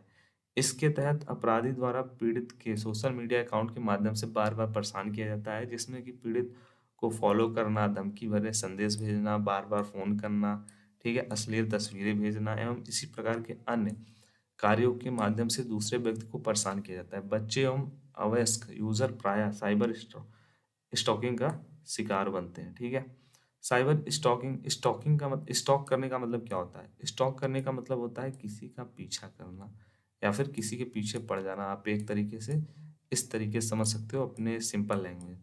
ठीक है, अब ये साइबर स्टॉकिंग क्या होता है, जैसे आपने सोशल मीडिया यूज़ करते हो, इंस्टा, फेसबुक, कोई भी आप यूज़ करते हो सोशल मीडिया का ऐप, तो उसमें आपको कोई बार बार मैसेज कर रहा है, आप नहीं बात करना चाहते हो उनसे, बट फिर भी आपके पास मैसेज आ रहा है, अब वो फिर से वो मैसेज कर रहा है, आपने उसको ब्लॉक कर दिया, फिर से वो किसी अन्य आईडी से आपको मैसेज कर रहा है, फिर भी आपने उसको ब्लॉक कर दिया, फिर वो किसी अन्य आईडी से आपको मैसेज कर रहा है। तो ये क्या होता है, वो स्टॉक कर रहा है आपको। इसमें आपको बहुत सारे एग्जाम्पल बताए गए हैं, जैसे वो धमकी भरे संदेश भेजता है, ठीक है, आपको फ़ोन करता है, कॉल करता है, ठीक है, अश्लील तस्वीरें भेजता है। तो इस प्रकार का जो कार्य होता है, अगर किसी के द्वारा किया जाता है, तो वह साइबर स्टॉकिंग के अंतर्गत आता है, या फिर यह कह लें कि साइबर क्राइम के अंतर्गत आता है। ठीक है, तो यह भी एक प्रकार का क्राइम ही है। अगर आप किसी को, कोई आपसे बात नहीं करना चाहता है, बट आप उसको जबरदस्ती आप बार बार उसको मैसेज कर रहे हो, बार बार मैसेज कर रहे हो, बार बार मैसेज कर रहे हो, ठीक है, वो आपको ब्लॉक कर रहा है फिर भी आप मैसेज कर रहे हो, आप उसको ऐसे मैसेज कर रहे हो जो धमकी भरे हैं, या फिर कुछ ऐसे आप चीज़ें भेज रहे हो जो अच्छी नहीं है, जो आपको नहीं भेजनी चाहिए, तो ये सब क्या होता है, ये साइबर स्टॉकिंग के अंतर्गत आता है। ठीक है। फोर्थ है, थर्ड नंबर हमारा है ऑनलाइन ठगी करना। इसका तो आपने बहुत सारा एग्जाम्पल सुना होगा बहुत सारे अपने दैनिक जीवन में। तो ऑनलाइन ठगी हमारे देश में साइबर क्राइम के सबसे आम कारणों में शुमार है। इसके तहत अपराधी के द्वारा हैकिंग के माध्यम से यूजर की बैंकिंग संबंधी जानकारी चुरा ली जाती है। इसके माध्यम से यूजर के बैंक अकाउंट से पूरी रकम साफ कर दी जाती है। वहीं हमारे देश में ऑनलाइन ठगी के लिए प्राय फोन कॉल के माध्यम से लोगों को उनके फोन नंबर पर OTP, credit card, debit card number send किए गए संदेश पर क्लिक करने को कहा जाता है। उसके बाद जैसे ही यूजर के द्वारा साइबर क्रिमिनल द्वारा बताया गया कि कोई भी कार्य किया जाता है, तुरंत ही अपने बैंक अकाउंट से पैसे कटने का मैसेज प्राप्त हो जाता है। ठीक है। ये एग्जांपल मैंने आपको ऑलरेडी बताया ऑनलाइन ठगी का, कि आपके पास कोई कॉल करता है, ठीक है, वो उसके पास आपका मान लीजिए डेबिट कार्ड का नंबर, ये सब जानकारी उसके पास ऑलरेडी कैसे भी उसने पा लिया है, ठीक है, कैसे भी करके उसके पास ये जानकारी आ गई है। तो उसको बस ऑनलाइन कहीं भी वो ऐड कर रहा है, पेमेंट करने के लिए वो क्या करेगा, वो कार्ड का नंबर सब कुछ पहले से ही एंटर करके रखे रहेगा, ओटीपी के लिए करेगा और आपको फ़ोन करेगा। आपने अगर ओटीपी बता दिया तो जितने भी रुपए वहाँ पे वो एंटर किए रहेंगे उतने रुपए आपके बैंक अकाउंट से कट जाएंगे। तो ये क्या होता है, ये भी ऑनलाइन ठगी का और या फिर कह लें कि साइबर क्राइम के अंतर्गत आता है। ठीक है। उसके बाद नेक्स्ट है हमारा फोर्थ नंबर, पहचान का अनधिकृत इस्तेमाल। ठीक है। तो किसी व्यक्ति की पहचान का अनधिकृत उपयोग भी साइबर क्राइम की श्रेणी में आता है। वर्तमान समय में विभिन्न लोगों द्वारा सोशल मीडिया के माध्यम से अन्य व्यक्तियों की फोटो चुरा करके अलग अलग अकाउंट बनाया जाता है, इसका गलत इस्तेमाल किया जाता है, जिससे कि यह भी साइबर क्राइम का प्रमुख प्रकार होता है। महिलाएं इस प्रकार के अपराधों की जद में अधिक आती है। ठीक है। तो ये भी एक प्रकार का साइबर क्राइम होता है। जैसे आप सोशल मीडिया यूज करते हैं, लेकिन आपने क्या किया, किसी दूसरे पर्सन के का फोटोग्राफ्स ये सब कहीं से अगर आपने चुरा लिया या फिर स्क्रीनशॉट ले लिया और उसी फोटोग्राफ से किसी अपने मोबाइल में कोई एक आईडी बना लिया, उसके बाद किसी और लोगों को आप मैसेज कर रहे हो, ठीक है, जिनको आप जानते नहीं हो। तो ये क्या होता है, ये भी एक प्रकार के साइबर क्राइम से के अंतर्गत आता है, क्योंकि आपने दूसरे की जानकारी को यूज कर रहे हो बट आप उसको जानते भी नहीं हो विदाउट उसके परमिशन को। ठीक है।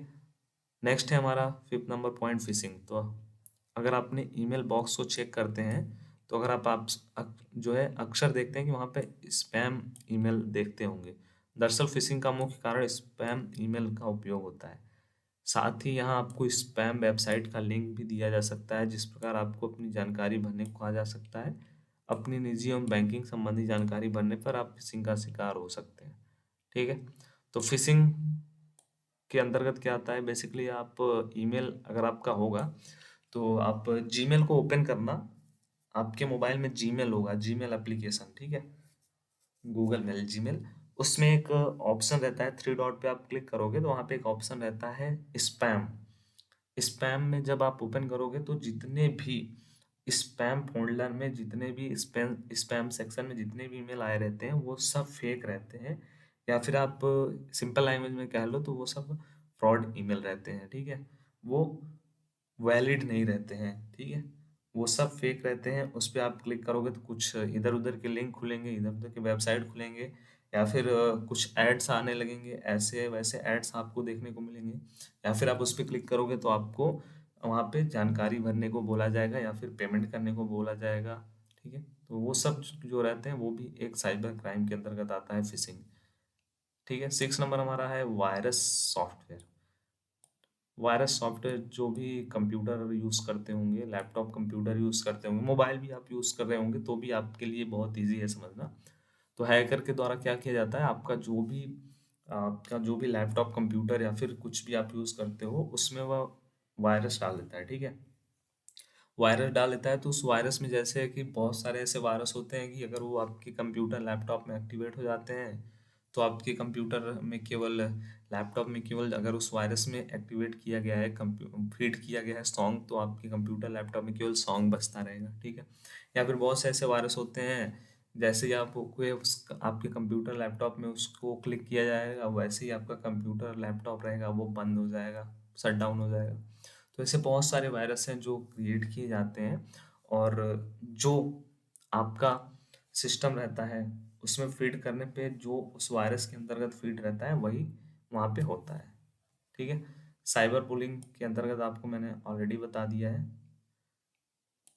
साइबर बुलिंग का एग्जाम्पल। और ये थे हमारे टोटल अबाउट साइबर अपराध के बारे में कि कौन कौन से साइबर क्राइम के टाइप्स हैं। ठीक है। जो आजकल बहुत ही ज़्यादा पॉपुलर है, और ये जो है वो आपने भी दैनिक जीवन में अपने देखा होगा, सुना होगा, न्यूज़पेपर में पढ़ा होगा साइबर क्राइम के बारे में कि किसी के साथ ऑनलाइन फ्रॉड हुआ, किसी के साथ किसी का मोबाइल हैक हुआ, किसी का ईमेल आईडी हैक हुआ, किसी का यूट्यूब चैनल हैक हुआ, या फिर स्टॉकिंग का, साइबर स्टॉकिंग का। ठीक है। या फिर कह लें कि फिशिंग का, ईमेल का, उसके बाद वायरस का। सभी लोग कंप्यूटर लैपटॉप में इसीलिए एंटीवायरस डलवा के रखते हैं जिससे उनके मोबाइल या फिर कंप्यूटर या लैपटॉप में किसी भी प्रकार का ऐसा वायरस ना आए। बहुत से ऐसे वायरस आते हैं कि आपके कंप्यूटर लैपटॉप में जाएंगे, आपके जितने भी फाइल रहेंगे, जितने भी डेटा रहेंगे, सबको वो डिलीट कर देते हैं। ठीक है। तो इसीलिए एंटीवायरस का हम लोग यूज़ करते हैं। तो आई होप आपको ये पूरा टॉपिक कंप्लीट समझ में आ गया होगा। नेक्स्ट टॉपिक नेक्स्ट क्लास में आपको पढ़ाया जाएगा। Thank you. So chapter number 14 हमारा चला था e commerce and cyber security, और इसमें हम देखने वाले आज का जो टॉपिक होने वाला है साइबर अपराधों से रोकथाम हम कैसे कर सकते हैं, या फिर हम प्रोटेक्शन फ्रॉम साइबर क्राइम। ठीक है। उससे रिलेटेड कुछ यहाँ पे पॉइंट्स आपको बताए गए हैं, जो पॉइंट्स को आपको ध्यान में रखना है, और इन पॉइंट्स को अगर आप अच्छी तरीके से ध्यान में रखते हैं तो आप साइबर अपराध से बच सकते हैं। ठीक है। तो आइए देखते हैं वो कौन कौन से पॉइंट्स हैं जो आपको जानना बहुत ही महत्वपूर्ण है, या आपके दैनिक जीवन में भी उपयोगी होंगे, और उसके साथ साथ इस कॉन्सेप्ट को समझना आपके लिए अत्यंत महत्वपूर्ण भी है। ठीक है। तो पहला यहाँ पे पॉइंट बताया गया है, पॉइंट वाइज आपको सब चीज़ें बताई गई हैं। सतर्कता और जागरूकता। ठीक है। सबसे पहले आपको साइबर अपराधों के बारे में जागरूक होना चाहिए। नवीनतम तकनीकी ट्रेंड्स और साइबर अपराध के बारे में अत्यधिक जानकारी रहना, जागरूक बनाए रखना चाहिए खुद को। ठीक है। तो देखिए, साइबर क्राइम से बचने के लिए सबसे पहले तो आपको पता होना चाहिए कि साइबर क्राइम होता क्या है। ठीक है। या फिर आपको लेटेस्ट में इंफॉर्मेशन होना चाहिए कि इस समय जो हमारा लेटेस्ट टाइम है, करंट टाइम है, उसमें साइबर क्राइम किस प्रकार किया जा रहा है। ठीक है। एक बहुत ही जो इस टाइम पे वायरल और ट्रेंडिंग एग्जाम्पल है वो है एआई, आर्टिफिशियल इंटेलिजेंस। तो आई जो हमारा एआई है, आर्टिफिशियल इंटेलिजेंस है, उसका उपयोग करके बहुत से लोग इसका यूज़ जो है वो अच्छे कामों में कर रहे हैं, यूज़फुल काम में कर रहे हैं, एजुकेशनल पर्पज़ के लिए कर रहे हैं। ठीक है। बट बहुत से ऐसे भी लोग हैं जो इसका यूज़ गलत दिशा में कर रहे हैं। तो एआई जो है वो जितना सभी के लिए आसान है, अच्छा है, उतना ही ज़्यादा ये जो है हार्मफुल भी हो सकता है। ठीक है। अगर उसको गलत तरीके से यूज़ किया जाएगा। सेकेंड है हमारा सुरक्षा उपकरण का उपयोग। तो अपने सिस्टम, स्मार्टफोन, अन्य डिवाइस के लिए एंटीवायरस फायरवॉल का उपयोग करें। इससे आपकी डिवाइस की सुरक्षा मजबूत होगी, और बाहरी पहुंच से आपकी जो भी जानकारी रहेगी वो सुरक्षित रहेगी। ठीक है। तो आप अगर लैपटॉप, कंप्यूटर यूज़ करते हो, या फिर स्मार्टफोन यूज़ करते हो, या फिर कोई और भी डिवाइस जैसे टैबलेट यूज़ करते हो, तो आप उसमें क्या कर सकते हो, उसमें आप एंटीवायरस जो भी सॉफ्टवेयर्स होते हैं, बहुत सारे प्रीमियम एंटीवायरस के सॉफ्टवेयर हैं जो आपको पेड मिलते हैं, उसके कुछ आपको चार्जेस पे करने होते हैं, मंथली या फिर ईयरली पैक होता है, उसको आप बाई कर सकते हैं। और वो जो एंटीवायरसेस होते हैं वो आपके कंप्यूटर में या फिर लैपटॉप में जो बाहरी अनवांटेड चीज़ होती है, अनवांटेड चीज़ मतलब जो आपके लिए उपयोगी नहीं है, हार्मफुल है, ठीक है, उन चीज़ों को क्या करेगी, एंटीवायरस आने नहीं देगी आपके डिवाइस के अंदर, और अगर आ भी जाता है तो उसको वो डिलीट कर देगी, ब्लॉक कर देगी। ठीक है। या फिर आप किसी ऐसे वेबसाइट को ओपन करते हो जिस वेबसाइट में पूरा स्पैम रहता है, जिस वेबसाइट में हार्मफुल चीज़ें रहती हैं, उस वेबसाइट को एंटीवायरस ओपन होने से ही रोक देगा। तो यह आपके लिए बहुत यूज़फुल रहेगा। थर्ड है यहाँ पे शक्तिशाली पासवर्ड। तो मजबूत और अलग अलग पासवर्ड का उपयोग करें अपने खातों के लिए, और मजबूत पासवर्ड का उपयोग करें जो आसानी से गुणवत्तापूर्ण हो। पासवर्ड में अक्षर, अंक, विशेष चिन्हों का उपयोग करें, और किसी भी व्यक्तिगत जानकारी का उपयोग न करें जो आपके बारे में आसानी से पता लगा सकते हैं। ठीक है। थर्ड पॉइंट यहाँ पे बहुत ही ज़्यादा यूज़फुल है, शक्तिशाली पासवर्ड। ठीक है। आपको एक बहुत ही अच्छा तरीके से पासवर्ड अपने किसी भी ऐप का पासवर्ड अगर आप रखते हो, किसी भी अकाउंट का पासवर्ड रखते हो, किसी भी आप अपने पिन का पासवर्ड बनाते हो, या फिर किसी भी प्रकार के अपने सोशल मीडिया अकाउंट का पासवर्ड आप जब सेट करते हो, तो आपको इन चीज़ों का ध्यान रखना है। पहली बात कि ऐसा आपको पासवर्ड बनाना है जो पासवर्ड बहुत ईजी ना हो, या फिर बहुत से ऐसे लोग होते हैं अपना केवल नाम लिख देते हैं। बहुत से ऐसे लोग होते हैं जो 1 से लेकर के 9 तक की जो नंबर्स है वो लिख देते हैं पासवर्ड में। तो ऐसा बिल्कुल नहीं करना है। ऐसे इजी पासवर्ड को आपको लिखना ही नहीं है जो अदर पर्सन बहुत ही इजी वे में पता कर सकें, या फिर वो उस पासवर्ड को आसानी से गेस कर लें। आपको ऐसा पासवर्ड बनाना है जिसमें पहली बात अक्षर हो, नंबर भी हो, और उसके साथ साथ स्पेशल जो सिंबल होते हैं जैसे @ हो गया, हैशटैग हो गया, और भी बहुत सारे हैं, इनका आप यूज़ करिए। ठीक है, तो इन सब चीज़ों के कॉम्बिनेशन से एक ऐसा पासवर्ड बनाइए जो बहुत ही ज़्यादा पावरफुल हो। पावरफुल का मतलब ये नहीं कि उसमें आपको जा कर के फाइट करना है। ऐसा आपको पासवर्ड बनाना है जो कोई गेस ना कर सके, जिसका कोई जो किसी अन्य पर्सन के द्वारा अनुमान न लगाया जा सके, जो आपके नाम से अलग हो, या फिर आपके जो भी दैनिक जीवन में आप उसका यूज़ ना करते हो। ठीक है, और इन जानकारी को या फिर अपने पासवर्ड को किसी भी पर्सन के साथ शेयर ना करें। अगर आप शेयर करोगे तो फिर आपका जो अकाउंट है वो प्रोटेक्ट रहेगा ही नहीं, और उसके बाद तो आप जानते हैं उसके साथ कुछ भी हो सकता है। 4th नंबर हमारा यहाँ पे दिया गया है नेक्स्ट, डेटा बैकअप। तो नियमित रूप से अपने डेटा का बैकअप लेना चाहिए। इससे आपका जो डेटा है खोने के मामले में आपको चिंता नहीं करनी होगी, और आप उसे आसानी से पुनर्प्राप्त कर सकेंगे। अपने डेटा को अलग अलग स्थानों पर संग्रहित करें, जैसे कि क्लाउड संग्रहण सेवाओं का उपयोग करें। तो बेसिकली नेक्स्ट पॉइंट है डेटा का बैकअप करना। और डेटा का बैकअप करना एक एग्जांपल के साथ मैं आपको समझाऊंगा, तो मे भी आपको पूरा जो कॉन्सेप्ट है वो क्लियर हो जाएगा। तो डेटा का बैकअप में जैसे बात की जाए, फिर आप ये व्हाट्सअप की, व्हाट्सअप ऐप आप सभी यूज़ करते होंगे फॉर चैट या फिर अन्य पर्पज़ के लिए। तो उसमें क्या होता है, उसमें आपको डेटा बैकअप का या फिर चैट बैकअप का या फिर मीडिया बैकअप का समथिंग एक आपको ऑप्शन देखने को मिलता होगा। उस ऑप्शन में क्या होता है कि आप अपना जीमेल अकाउंट को लॉगिन करते हो वहाँ पे, और उसके बाद आपसे पूछता है कि आपको 1 हफ्ते में बैकअप करना है, 1 महीने में बैकअप करना है, डेली बैकअप करना है। तो आप उस पे जब सेलेक्ट कर देते हो तो उसका जो आपका डेटा रहता है, डेटा मतलब जो भी चैट रहती है या फिर कोई भी मीडिया आपके पास आता है, फोटो वीडियो ये सब, वो सब बैकअप हो जाता है। बैकअप मतलब अगर आप किसी अन्य भी डिवाइस में अपने व्हाट्सएप को इंस्टॉल करोगे तो वो क्या करेगा, आपका जो पुराना चैट है, पुराने जो भी बातचीत है, पुरानी जो भी मीडिया शेयर की गई हैं, उस डिवाइस में आसानी से वो बैकअप कर लोगे डेटा को, उस डिवाइस में आसानी से वो आ जाएगा। ठीक है, रीस्टोर कर लोगे। पहले बैकअप करोगे, फिर उसके बाद उस डेटा बैकअप को आप रिस्टोर करके अपने डिवाइस में फिर से उसको एक्सेस कर लोगे। ठीक है, तो आपका जो डेटा है, आपका जो चैट है वो डिलीट नहीं होगा, फिर से आपके पास आसानी से आ जाएगा, और किसी भी प्रकार की आपकी हानि नहीं होगी। तो ये बहुत ही ज़रूरी है आपके लिए। आप ज़रूर से डेटा बैकअप का यूज़ करना सभी लोग स्टार्ट कर लीजिए। 5th नंबर है साइबर सुरक्षा का प्रशिक्षण। ठीक है, तो बेसिकली साइबर सुरक्षा का प्रशिक्षण बहुत ही ज़्यादा इम्पोर्टेंट है आपको।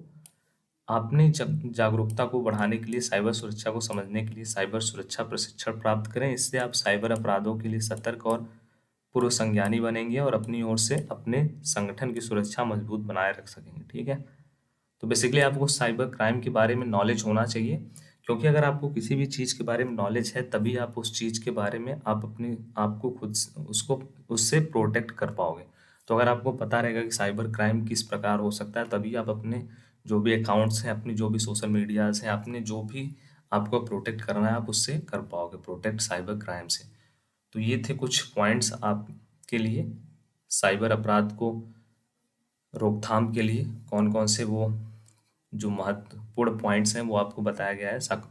तो आई होप आपको कोई भी डाउट रहता है तो कमेंट बॉक्स आपके लिए है। बाकी आप चैनल को सब्सक्राइब जरूर से करें। धन्यवाद।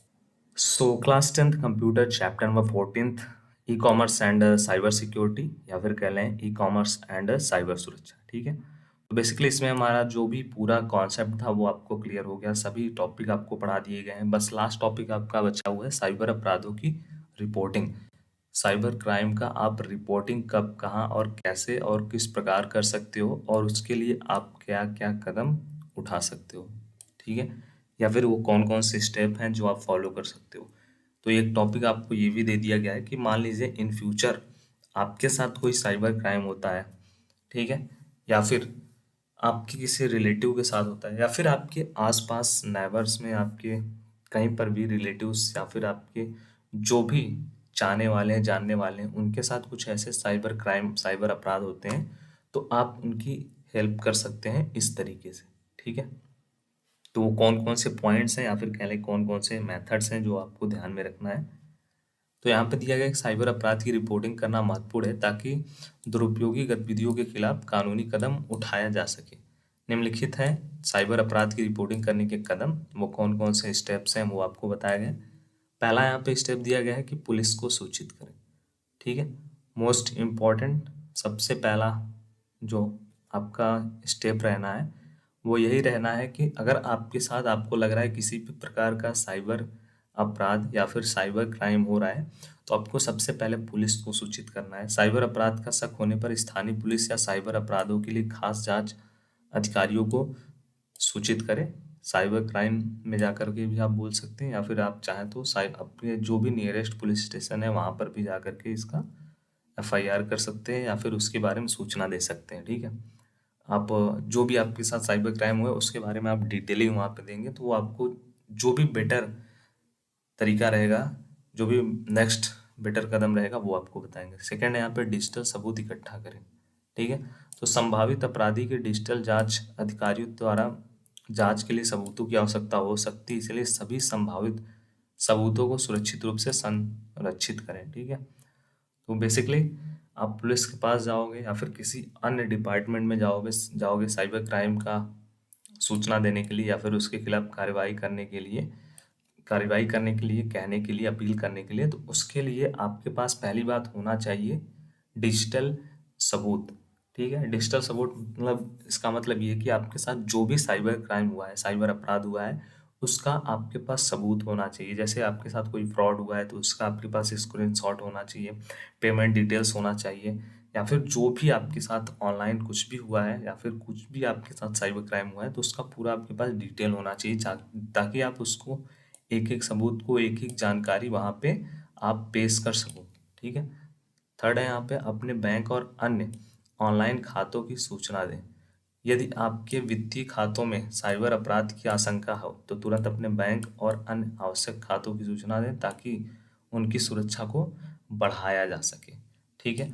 अगर आपको लगता है आपके बैंक अकाउंट से कुछ भी साइबर क्राइम हो सकता है या फिर किसी प्रकार से आपकी जो भी जानकारी है वो लीक हो गई है, जैसे एटीएम कार्ड के पिन नंबर लीक हो गए हैं, सीवीसी जो पीछे के 3 डिजिट के रहते हैं, सीवीवी या सीवीवी समथिंग, तो उसका नंबर रहता है, अगर वो लीक हो गया या फिर कार्ड की जानकारी लीक हो गया या फिर आपका कार्ड ही क्या हो गया, खो गया, किसी ने चोरी कर लिया, तो आपको क्या करना है, सबसे पहले तो आपके अपने जो भी बैंक अकाउंट है उसका जो नियरेस्ट ब्रांच है उसमें आप जाइए, विजिट करिए, और उसके बाद वहाँ पे सब डिटेल बताइए जिससे वो क्या कर सके, आपके अकाउंट की जो प्राइवेसी है उसको और ज़्यादा प्रोटेक्ट कर सके आपके अकाउंट को। जैसे वहाँ पे वो चाहे तो आपका कैश का जो लेन देन है, ट्रांजेक्शन ही ब्लॉक कर सकते हैं, आपका जो कार्ड है उसको ब्लॉक कर सकते हैं, ठीक है। ट्रांजेक्शन भी ब्लॉक कर सकते हैं, आपके अकाउंट से 1 रुपए का भी ट्रांजेक्शन नहीं होगा, ना पैसे आएंगे ना पैसे जाएंगे। तो जो भी जरूरी कदम रहेंगे वो आपको वहाँ पे बताए जाएंगे और वो आपके साथ शेयर करके आपकी मदद की जाएगी, ठीक है। फोर्थ नंबर यहाँ पे पॉइंट है साइबर अपराध रिपोर्टिंग प्लेटफॉर्म, ठीक है। तो कई देशों में साइबर अपराध की रिपोर्टिंग के लिए विशेष ऑनलाइन प्लेटफॉर्म्स उपलब्ध होते हैं जिनका उपयोग कर सकते हैं। यहाँ विशेषज्ञ साइबर अपराधों के लिए जांच अधिकारियों से संपर्क करने का भी तरीका होता है, ठीक है।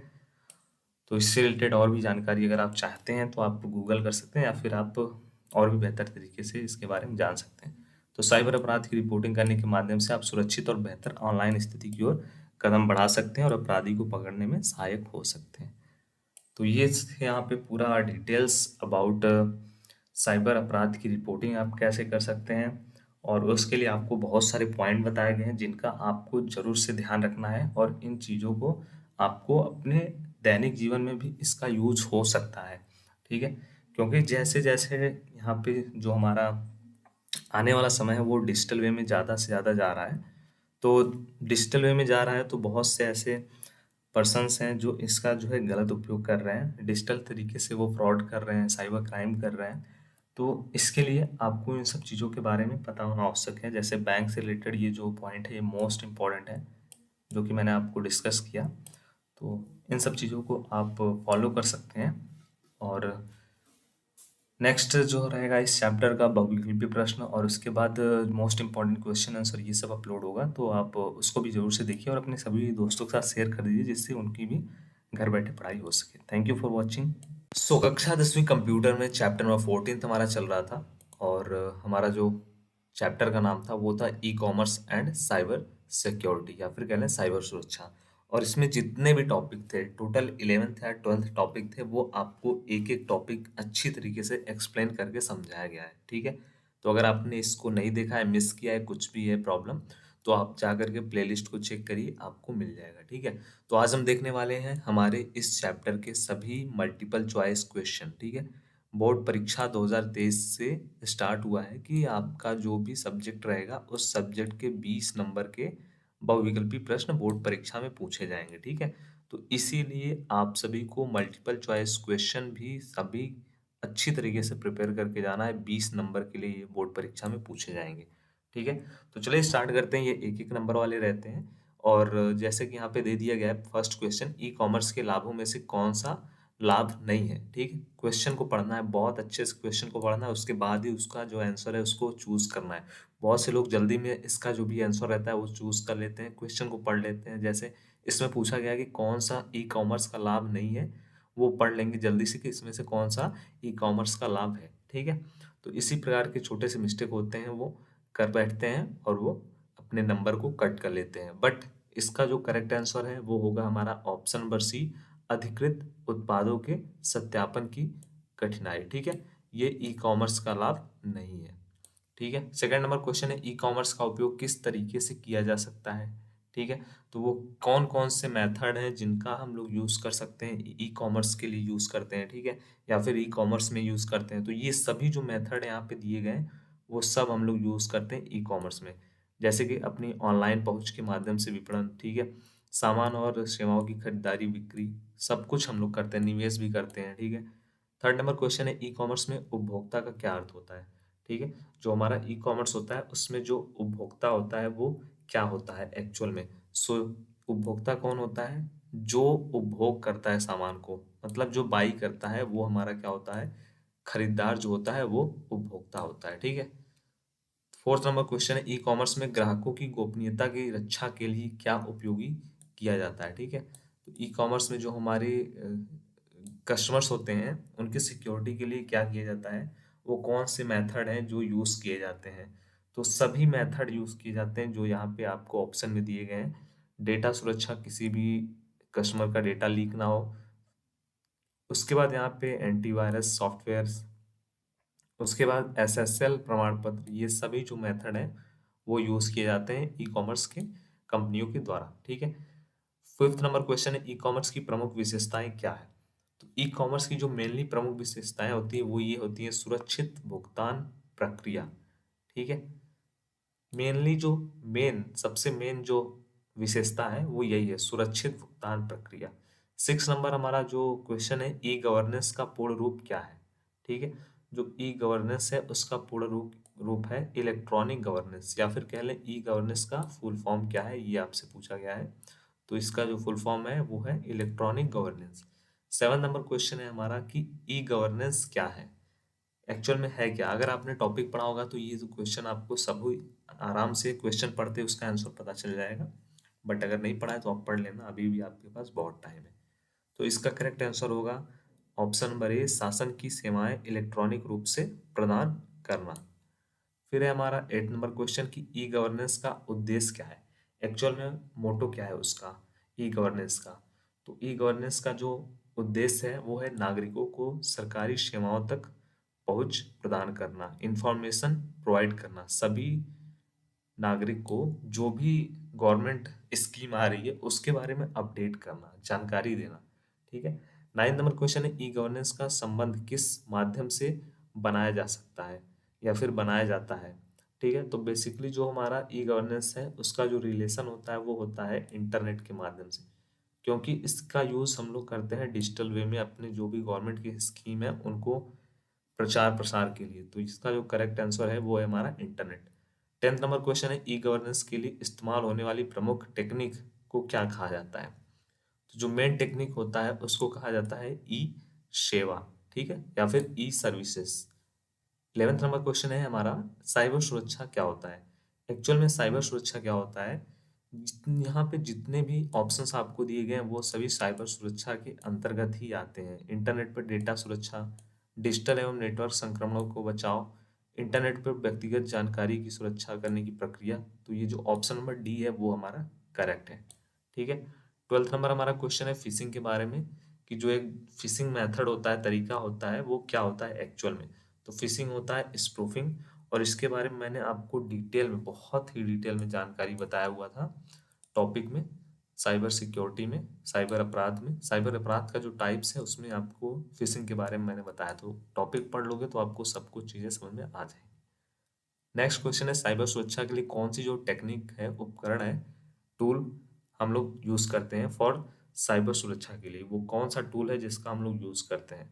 सो करेक्ट आंसर है हमारा, ये सभी जो टूल हैं उनका हम लोग यूज करते हैं। फायरवॉल को यूज करते हैं, एंटीवायरस सॉफ्टवेयर का यूज करते हैं, अपने कंप्यूटर पीसी को बचाने के लिए ईमेल इंक्रिप्शन का यूज करते हैं। तो मीन जो हमारा ऑप्शन नंबर डी है वो हमारा करेक्ट है। नेक्स्ट क्वेश्चन है हमारा कि सोशल इंजीनियरिंग क्या होता है। एक्चुअल में हमारा सोशल इंजीनियरिंग होता है मनुष्यों को धोखा देने की कला। ठीक है, मीन ऑप्शन नंबर हमारा बी करेक्ट है। नेक्स्ट क्वेश्चन है हमारा, साइबर सुरक्षा के लिए सबसे महत्वपूर्ण अंश क्या है। तो साइबर जो सुरक्षा होता है उसका जो सबसे महत्वपूर्ण, या फिर कह लें पार्ट है, या फिर सुरक्षा का जो है सबसे महत्वपूर्ण एक मेथड है, वो है ये सभी जो ऑप्शन में दिए गए हैं, यूजर की जागरूकता, टेक्निकल संरक्षण, सोशल इंजीनियरिंग। ठीक है, इन सभी के बारे में अगर नॉलेज रहेगा तो साइबर सुरक्षा के लिए क्या होगा, बहुत ही ज्यादा इंपॉर्टेंट रोल रहेगा ये सभी। ठीक है, तो ऑप्शन नंबर हमारा ये डी करेक्ट है, इसमें ऑप्शन नंबर बी करेक्ट है, उसके बाद इसमें भी ऑप्शन नंबर डी करेक्ट है, और फिर हमारा ऑप्शन नंबर बी करेक्ट है। ठीक है, तो इतने टोटल आप सभी के लिए थे बहुविकल्पी प्रश्न इस चैप्टर के, ई कॉमर्स और साइबर सुरक्षा के। ठीक है, सो आई होप आपको ये जो टॉपिक है वो अच्छी तरीके से क्लियर हो गया होगा। ठीक है, और जितने भी क्वेश्चन थे उनके आंसर अच्छी तरीके से समझ में आ गए होंगे। फिर भी अगर कोई डाउट आपका रहता है तो आपको क्या करना है, ऑलरेडी आपको पता है, कमेंट बॉक्स को ओपन करना है, कमेंट सेक्शन में जाकर के अपने जो भी डाउट है, जो भी आपको लिखना है इस वीडियो के रिलेटेड, इस क्लास के रिलेटेड, इस सीरीज के रिलेटेड, या फिर इस चैनल के रिलेटेड, कुछ भी आप लिख सकते हो जो भी आप हमारे पास भेजना चाहते हो। ठीक है, आपका मैसेज हमारे पास प्राप्त हो जाएगा और आपके जो भी डाउट रहेंगे वो हमारी टीम के द्वारा सॉल्व किए जाएंगे। नेक्स्ट हमारा जो क्लास रहेगा उसमें हम देखने वाले हैं इसके क्वेश्चन आंसर, सभी प्रश्न देखेंगे हम, लघु उत्तरी, दीर्घ उत्तरी, अति लघु उत्तरी, सब कुछ आपको देखने को मिलेगा। ठीक है, सो मिलते हैं नेक्स्ट में आप सभी को, तब तक के लिए सभी को जय हिंद, जय भारत, धन्यवाद। तो बेसिकली हमारा क्लास 10 कंप्यूटर में चैप्टर नंबर 14 है, ई कॉमर्स एंड साइबर सुरक्षा, और इसके जो मेनली हमारे जितने भी टॉपिक थे सब आपको कंप्लीट करा दिए गए हैं, सब आपको अच्छी तरीके से एक्सप्लेन करके एक एक टॉपिक को अच्छी तरीके से आपको पढ़ाया गया है। ठीक है, बहुविकल्पी प्रश्न मतलब कि इसको इंग्लिश में बोलते हैं मल्टीपल चॉइस क्वेश्चन, जो आपको बोर्ड परीक्षा में 20 नंबर के लिए पूछे जाते हैं, पिछली बार से ये स्टार्ट हुआ है। ठीक है, तो ये वाला भी पोर्शन कंप्लीट हो गया है। आज का जो ये रहेगा क्लास उसमें मैं आपको इसके, इस चैप्टर के अति लघु उत्तरी प्रश्न, ये भी 1 नंबर वाले होते हैं, बहुविकल्पी प्रश्न जो कि ऑलरेडी कवर हो गया है, लघु उत्तरी प्रश्न और दीर्घ उत्तरी प्रश्न और अति लघु उत्तरी प्रश्न, ये तीनों बताने वाला हूँ। ठीक है, तो बेसिकली इसमें थोड़े क्वेश्चंस जो आपको नंबर देखने को मिलेंगे वो ज्यादा देखने को मिलेंगे। उसका रीजन ये है क्योंकि इसमें चैप्टर जो है वो 2 पार्ट में है, ई कॉमर्स एंड साइबर सुरक्षा, और ये जो चैप्टर है वो टोटली थ्योरेटिकल पार्ट में है। ठीक है, मतलब इसमें बहुत ज्यादा थ्योरी है, तो इससे प्रश्न आना 101% फिक्स है। क्योंकि ये थ्योरेटिकल पार्ट इसमें बहुत ज़्यादा है और थ्योरी से क्वेश्चन ज़्यादा बनते हैं और इस चैप्टर को न्यू ऐड किया गया है बेसिकली। तो इससे तो क्वेश्चन बनने फिक्स हैं, आपके बोर्ड परीक्षा में आने फिक्स है, बट आपका जो सेट रहेगा पेपर का वो अलग अलग रह सकता है। तो किसी सेट में एक प्रश्न, किसी सेट में 3 प्रश्न, किसी सेट में 2 प्रश्न इस चैप्टर से आ सकते हैं। बाकी इस चैप्टर से 101% क्वेश्चन पूछे जाएंगे, इसलिए मैं आपको सभी प्रश्न, सभी क्वेश्चन प्रोवाइड कर रहा हूँ। अभी मैं आपको एक एक क्वेश्चन जो है प्रोवाइड कर रहा हूँ, सब साथ में प्रोवाइड कर रहा हूँ, जिससे आप इनका नोट्स या तो खुद से बना लो, इसके आंसर को फाइंड करके लेक्चर को देख करके नोट्स आप बना लो। अदरवाइज जैसे ही आपका सिलेबस कंप्लीट होता है तो फिर आपका जो महत्वपूर्ण प्रश्न उत्तर वाला सीरीज स्टार्ट होगा बोर्ड परीक्षा का, जिसमें डेली आपको एक एक चैप्टर का जो सबसे महत्वपूर्ण प्रश्न और उत्तर है वो बताया जाएगा। तो उसमें आपको इन सब प्रश्नों के उत्तर देखने को मिल जाएंगे, ठीक है।